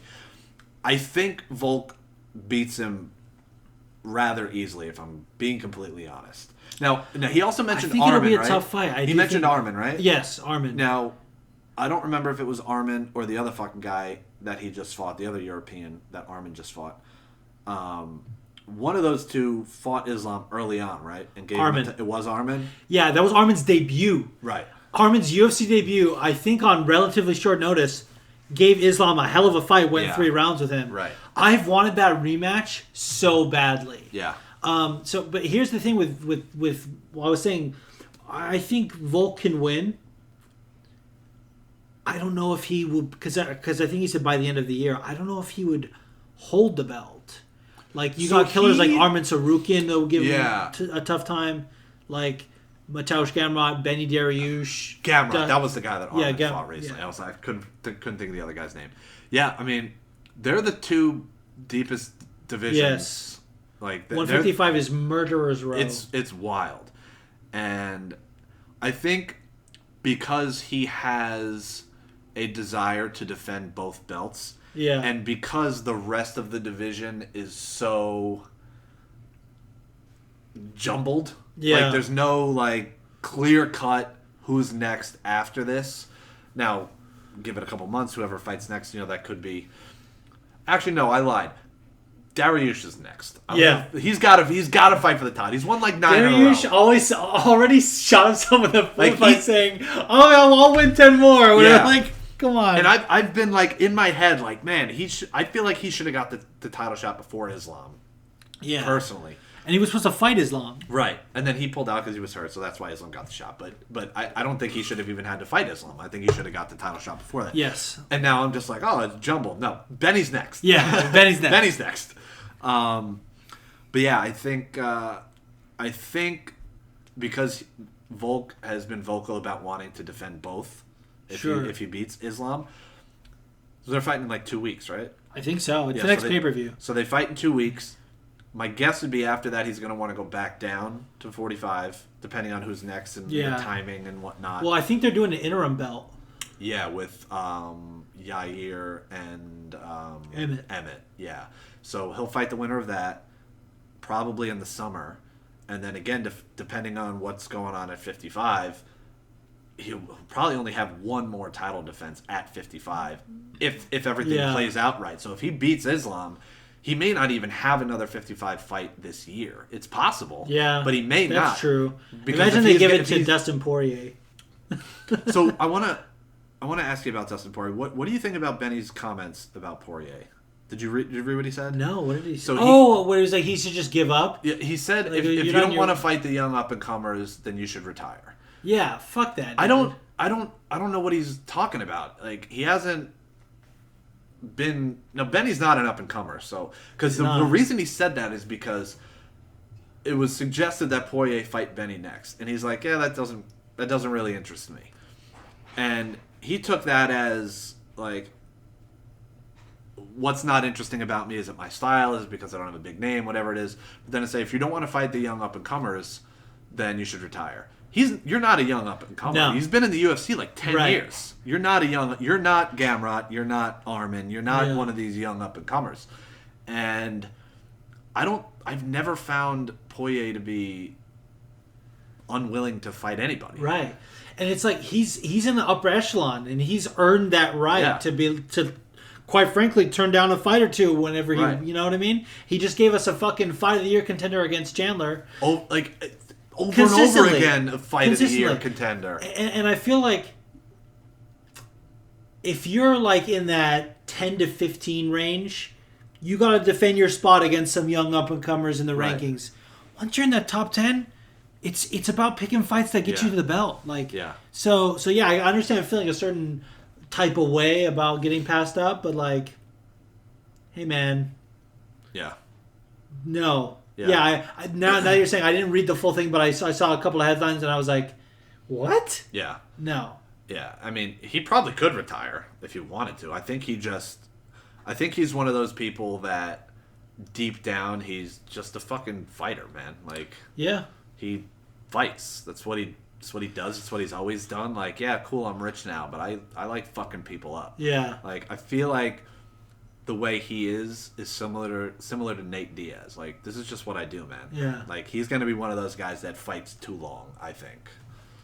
I don't necessarily know that because I remember actually he was on Ariel's show one time saying that like fighting isn't as fun as it used to be or something like that. Like he says it's kind of for money. Right. Like he has a lot of money, but it's just more like, okay, let's set up for my grandkids or whatever. Right. And like he has the Fight Foundation, which is charity. It's not like a business, but the hot sauce business, things like that. Did you see his response to Benny though? Speaking of the hot sauce. No, what did he say? So he responded. He said,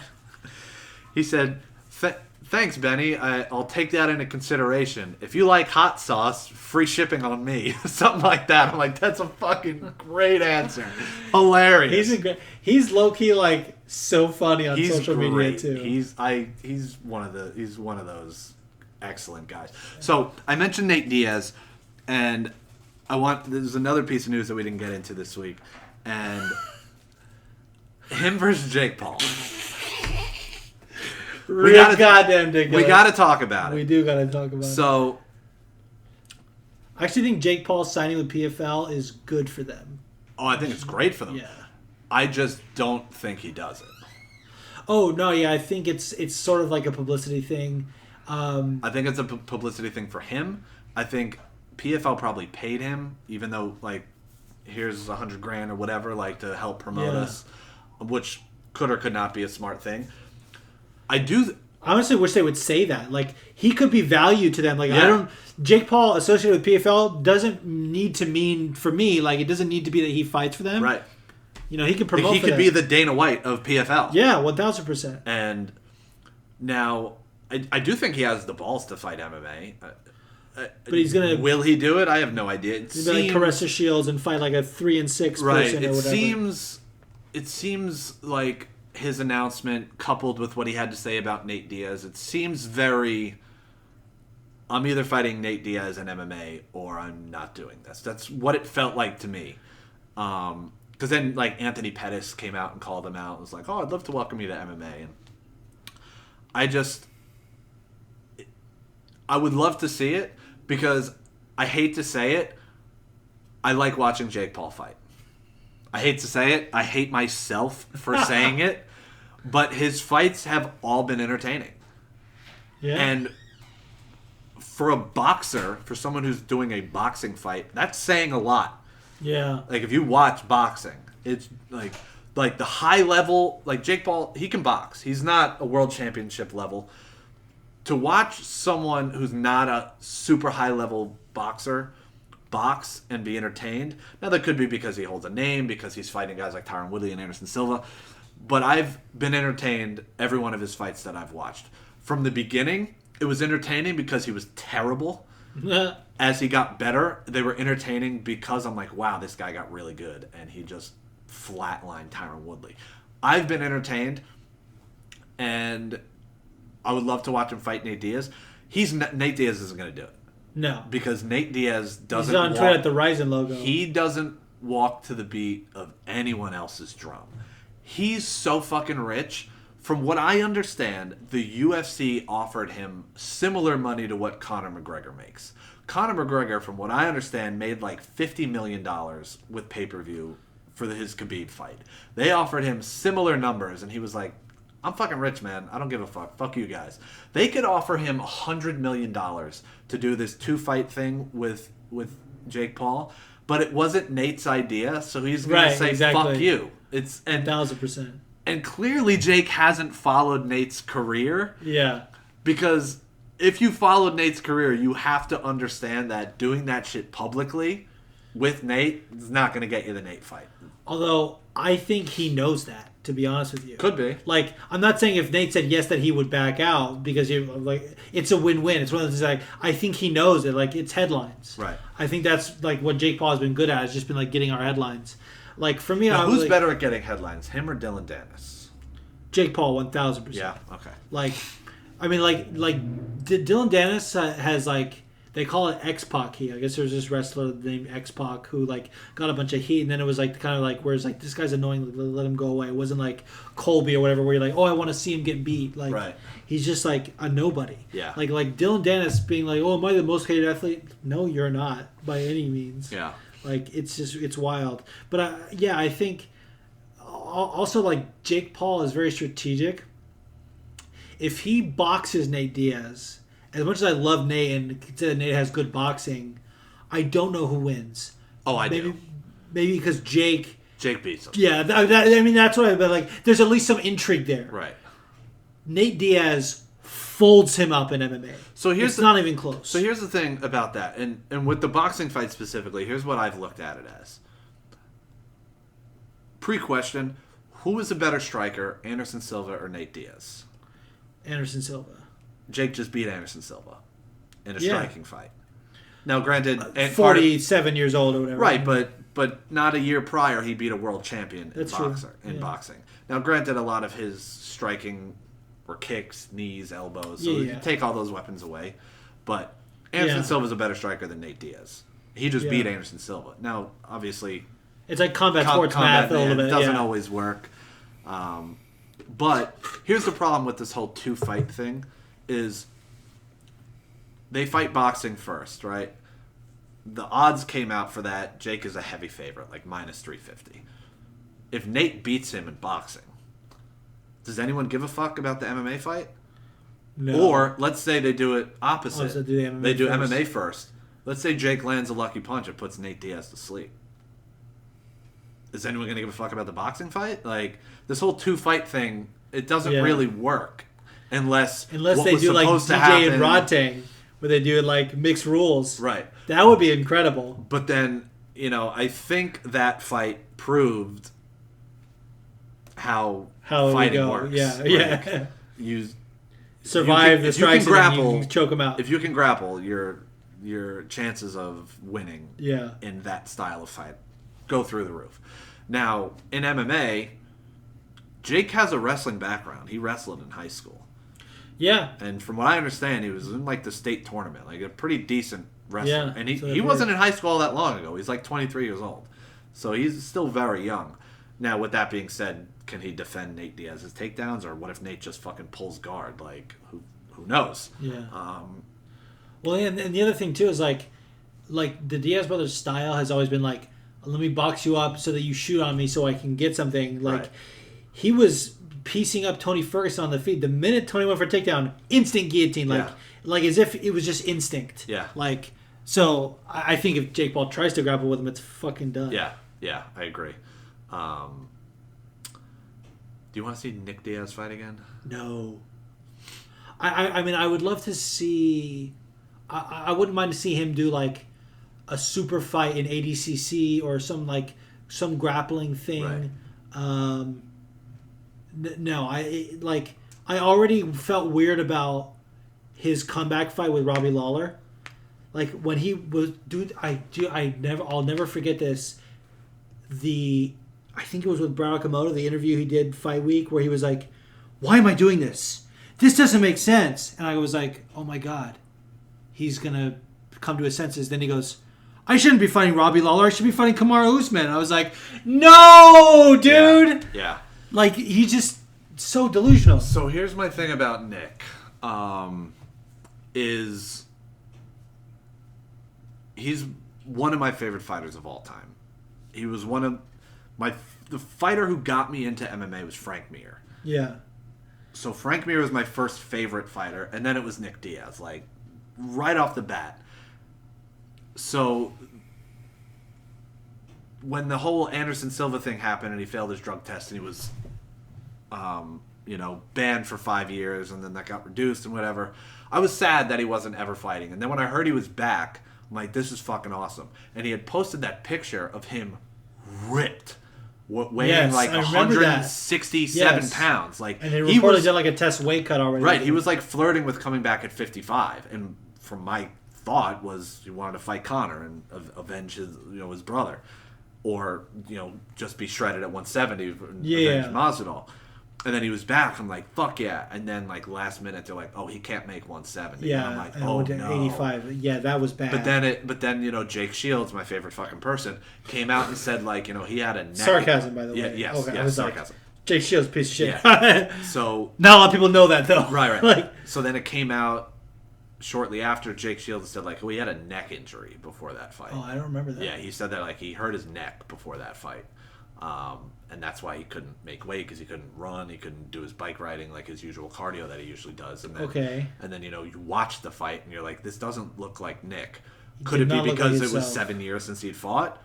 Maybe he actually did have a neck injury. And now I'm hearing reports, and I've heard people say that, it's going to be him versus Masvidal. Like, that's a good comeback fight for him. Masvidal is kind of at the tail end of his career. He's lost a few in a row.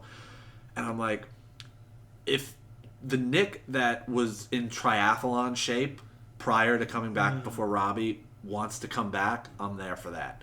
But if it's I need a couple mil, let me come back, take an ass whooping, I don't want to see that. Right. It's I don't want to see a cash grab, and like even the Masvidal thing, like Masvidal is kind of at the end of his career, but Masvidal has like fast twitch reflexes to where, and also his bunch of losses in a row against the best guys in the division. Right.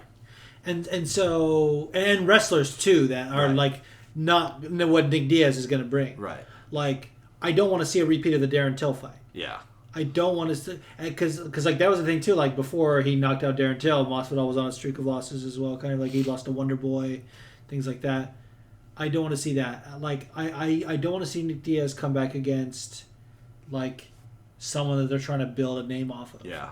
Like if like you said he's in shape and it's not like someone where clearly they're a shell of themselves, and it's against like a fellow legend, I'd be like, sure, maybe. Yeah. I want to feel good about it, and that last one did not make me feel good. Yeah, it made me wildly uncomfortable watching that one. But speaking of Masvidal, I've also read that he's getting a title shot. Masvidal is? Yeah, because apparently Usman's hand is broken. He just had surgery on it. So the what? the March, they're doing the Leon Edwards fight? So the March fight with Leon Edwards is apparently in question. And they're looking at, because it's a fight in England, and they want Leon on the England card. Jesus Christ, dude! And that puts me in a similar situation to what happened with Conor a few years ago, where I was like, if Conor comes back and gets a title shot, I'm fucking done with the UFC. Now I understand there's a backstory here, and Leon wants to avenge. Yeah, and the 3-piece Minnesota thing, I would feel better about this than Conor. 100%. Still, like at some point, this has to be a sport. Yeah. Masvidal's lost 3 in a row, granted against the highest competition, but how many fucking guys are ranked ahead of him, more deserving? Like, yeah. I fucking hate Colby. Colby's more deserving of a title shot than Masvidal. Right. Am I no? Right? No, you're right. Yeah. Hamzat, Hamzat you could do. Wonder Boy is more deserving. He just won his last fight. That's true. That's a fight that Wonder Boy could win. That's true. Leon has good grappling, but he's not a wrestler. Yeah. I don't even think... I think Usman beats him if they fight a third time. I really do. I think Leon and Wonder Boy is a more intriguing matchup. Is the most intriguing matchup for Leon stylistically. I'm fully in on that fight. Yeah. It's one of those. I'll give a pass if they give it the Masvidal fight, because Leon winning the belt was honestly such a good feel-good story for me. I cried. Yeah, dude. You hear him in the back talking to his mom, things like that. I want him to have the belt longer than a couple of months. Yeah. And we fucking trolled him incessantly for the 3-piece Minnesota thing. I mean, like, Jorge fucking had merch and shit. It's sort of like Bisping with the Hendo thing. Like, his logo is the thing. He does deserve to get his revenge. 100%. Yeah. Yeah. We kind of went rambling there. We're at an hour 45. Yeah. So let's preview this week's fights. Yeah, let's preview this week's fight. Let's just do the main card. Okay, so first fight on the main card is Umar Nurmagomedov and Raoni Barcelos. Oh, Raoni Barcelos. Yeah, Brazilian. Yeah. Can't go against a Nurmagomedov. Yeah, you can't. It's really hard to go against a Nurmagomedov. It's really hard. Yeah. There's one Nurmagomedov that's Khabib's cousin that fights at 170 that's not that good. I mean, in terms of like, In the UFC? Or is he in Bellator? I don't think he is anymore. Is that Usman? Don't they have an Usman is the one in and Bellator, everything? and he is very good. Okay. There was this one guy. I remember they did like a fucking. I don't know if there was a Germany card, but he was definitely fighting a German fighter, and the German fighter won, and everyone was like, "Oh, Nurmagomedov! Like, I'll bet on it instantly." Speaking of Nurmagomedov, more news that we didn't get onto. Did you hear the news about Khabib? No. Apparently, Khabib has made the decision to step away from MMA completely. He will not be in Islam's corner. He will not be in Islam's camp. He will not be involved in Eagle FC. He said, fuck this industry. I want to spend time with my family. And he's out. Great. That's crazy. It is shocking, but for me, like, I've been reading it all. I'm like, dude, this is crazy. Like, it puts Islam in a weird position now where, like, he lost his coach with Abu Bakr, and now Khabib was his coach, and Khabib's like, all right, you got the belt, I'm out. Which is kind of shitty on his part, but I get it, because he's dedicated his whole fucking life to this sport, and he's still young. I don't know if he has kids or not. I don't know what his family entails. If he just but you wants have to spend time with Javier his Mendez mom. to handle the striking and sort of like game planning, and then you have DC to handle the wrestling. But so. that's some big news that I read this. I know Khabib hasn't made a statement. It's just been like reports about it, so I don't know exactly how true it is. But interesting. I'm definitely going to keep a closer eye on that. And let's see. table that for for the future. So Nurmagomedov we're going with there, and then we got Caitlin Vieira and Raquel Pennington. I think Caitlin Vieira is going to win that fight. Yeah, she's a big bantamweight. No, like every time she fights, she Kinda. looks enormous. So she fought Irene Aldana, who I think could easily fight at 45, and Irene knocked her the fuck out. Really? But then Caitlin fought Misha Tate and kind of fucking bullied her and did look pretty big. Yeah. That's when Misha was like, oh yeah, I can make 125. Yeah. So yeah, she's kind of big. Also, like, her striking isn't that bad, and she's good at using it to get in close for the grappling, and I think that's going to be a problem for Raquel. Has she ever fought Amanda Nunes? No. So if she wins this fight, is she next in line for a title, or are they doing the Pena trilogy? Oh, I don't. Think I haven't heard trilogy. I haven't heard anything about that. Yeah, I don't know what Amanda's doing, I haven't heard. I think they're doing the Shevchenko trilogy. They should. Even though I thought Valentina lost her last fight. I mean, no one gives a fuck about who any of those girls are fighting at this point, unless it's each other. Like, yeah, it's almost like these boxing champions that are like, oh, you have like, all right, Errol Spence, we want to watch you fight Terrence Crawford. We don't give a fuck. Like, if you're not fighting Terrence Crawford, Shevchenko is the MMA version of Crawford Spence, even though they have fought. Fought these, fight these other people. Cool, get another win. Who gives a fuck? But like, we don't give a fuck. Fight each other or fuck off. So then we got. Man, I'm so out of the loop here. Punahele Soriano. Yeah. And Roman Kopylov? Yeah. Okay, got that one. Roman Kopylov is the guy that whenever I see him fight, I cannot get this out of my head. Did you watch that show Barry on HBO? No. Is that the one with Bill Hader? Yes, yeah. You need to watch that show if you have HBO. Yeah. Do you know the premise? No. He's an assassin. He's like former Marine turned assassin. Bill Hader is? Yeah. Is it a comedy? It's a dark comedy. Okay, because the thought of him being like a spy, whatever, assassin, doesn't roll with me. He's a comedian. He's an assassin that gets into acting. They're on a job in LA. He has to like stalk someone that he's gonna kill. Okay. Stumbles into an acting class run by Henry Winkler. Not the character. Like Henry Winkler is playing a guy. I'm just saying like an acting class. And they suddenly get him on stage, and he's just like, and then there's pretty like, good at this. Yeah, exactly. It's like, maybe this is my purpose. You will fucking love it. But they end up in this situation with Chechens, and there's this guy with the Chechens called NoHo Hank. If you just Google HBO Barry NoHo Hank, fucking looks exactly like Roman Kopylov, except for Roman Kopylov has hair. So like if you take away his hair, because Noho Hank is bald, he fucking looks exactly like that guy. Barry Noho Hank. Oh yeah. Right? Yeah, Like yeah. put a wig on that guy, it's Roman Kopylov. Yeah. Does that guy have alopecia? Maybe. I think because he's been on he was on Gotham. Did you watch that show Gotham? I watched the first season. Might have been the first season. He played I think his character started with a Z. It was some crazy, I don't know, but he's done a few things. Interesting. He's a good actor, but yeah, you would love that show, Barry. It's so just watch a trailer and see if you like it. Yeah. Then we got Dan Ige and Damon Jackson. Ooh, it's always tough for me because I want to pick the guy that has my last name, but Dan Ige's pretty good. He is. I like Damon Jackson. Yeah. I thought his story with his last fight, where his brother died. Oh yeah, dude. Okay, that is him. Before the fight. I'm picking Damon Jackson. I don't give a fuck. Yeah. Now after that happened, with his brother, I had reached out to him on Instagram via DM, prior to the fight and after the fight. He answers DMs. I don't know how many followers he has on Instagram, but he has answered several of my DMs, which always makes me feel good inside when someone who has no reason to answer me exactly goes out of their way to answer me, which is kind of why I miss Twitter.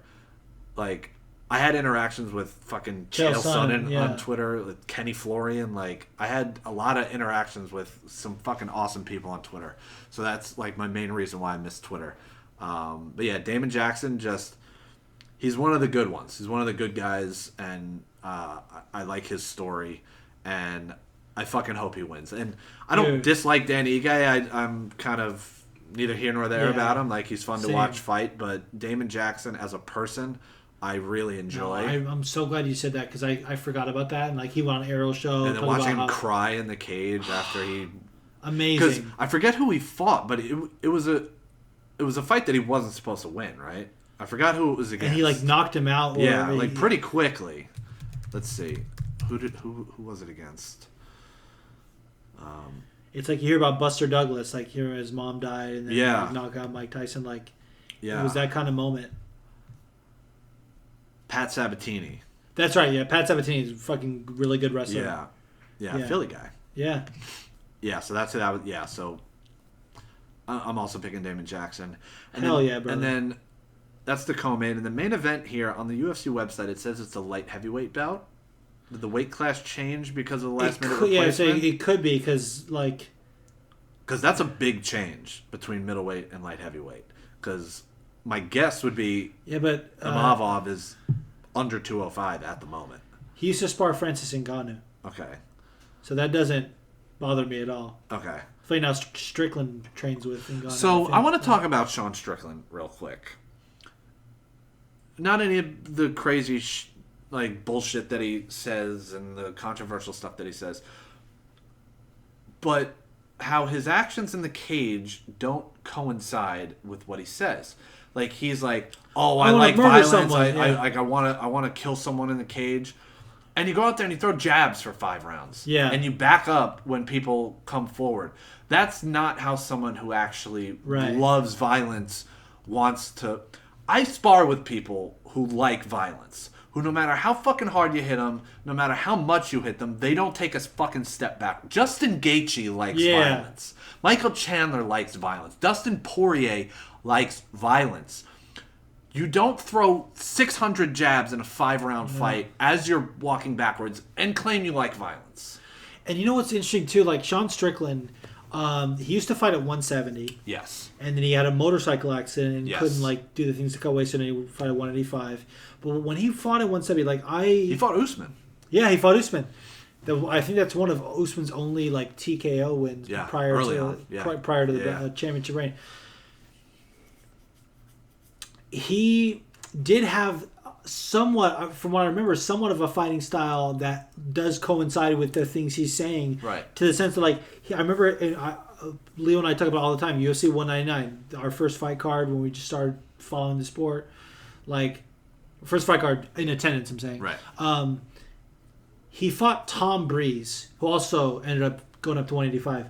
But it ended up being sort of a point fight match. And I remember him getting on the mic saying like, "I'm sorry, I tried to fight this guy and he kept running away." Like whatever, he was like apologizing for the performance and like saying it was like that's not my style, but like now it is his style. Yeah. And like one of the reasons that like so like prior to his comeback at 185, not a lot of people knew who he was. He wasn't saying this fucking outlandish shit in social media.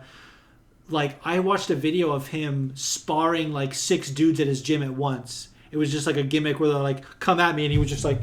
Fucking, I was like, yeah, this is a guy that loves violence. So like, something switched in his fighting style where I think like, maybe because of the accident, like he's worried about long-term injury, which is fine. Yeah, but then don't parade around saying exactly. like, "I hope I kill someone." Right. When all you throw is jabs.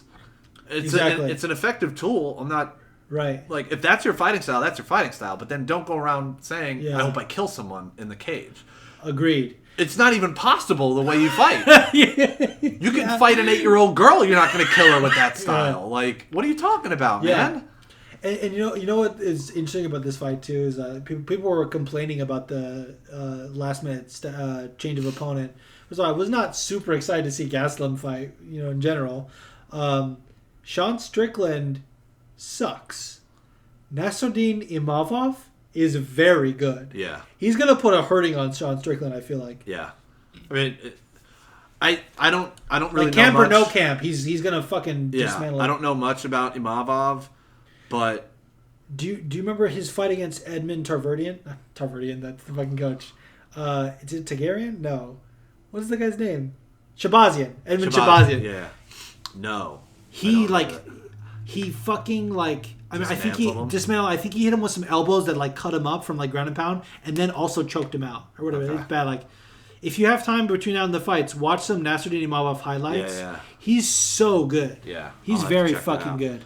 I always like watching Sean Strickland lose. Yeah. I think he's gonna get finished. Like Sean Strickland has been losing a lot of decisions. I feel like. Yeah. Or well, I mean, Alex Pereira knocked him the fuck out, but like, I think it's gonna be like Pereira, but like, that was a clean left hook. I feel like this is gonna be a fucking just brutal, mauling. All right, I'm gonna take a Imavov then. Yeah, fully on board with that. And was there anything else you wanted to get to? Honestly, well, I got to shout out the patrons before we get out of here. Oh yes. No, this has been great. Like that's all I wanted to talk about with fights. I think we covered everything. Yeah, sorry we didn't recap 2022. There was a lot of news in the weeks off in between fights, so I definitely wanted to cover most of that. 1,000%. And like I said, for me, I was like not even thinking about all this stuff. I was like, oh, what is there? No, there was a fucking lot. Yeah. I'm glad you brought it up. So shout out to our patrons. Shout out to APB, Sandy Pants, Alex from Jersey, this gentleman right here in front of me. Shout out to fucking T-Cross, Fee, Dave L, Jimmy the Drunk, Mixed the Man, Anonymous, David Everett, Wholesome MMA, Brian Pichet, Dave a.k.a. Nobby Buckles, Super Manly Nick, David S., the fucking champ, Harry Andrew, Cakes, QAR, Dash, and Zim. We love you. And follow me on Instagram at tcrosstheboss. Yes. It's spelled weird, though. Yeah, so... It's like DABAWSS, something like that? It's T-Cross the, and then boss is BAWSS. Because in high school, people used to call, like, the way people used to say boss in high school, like where boss, it was like, you're the fucking boss. Yeah. And, so, when I made Instagram, that was just the way I spelled it. And doesn't exactly make it easy to find me, but it is what it is. I'm not some fucking super famous guy, but... Yeah, well, you can go into Friendly Sparring Instagram and just search just type in T-Cross and my followers. Yeah. So, thank you for having me on the show. Thank you for Anytime. coming to my humble abode. And, you want to go shoot some pool? Yes. Yeah, I got a pool table in the basement. Let's go Fuck play. yeah. Yeah, let's go play some pool. All right, peace out, guys. We're out. Thanks again, Juice.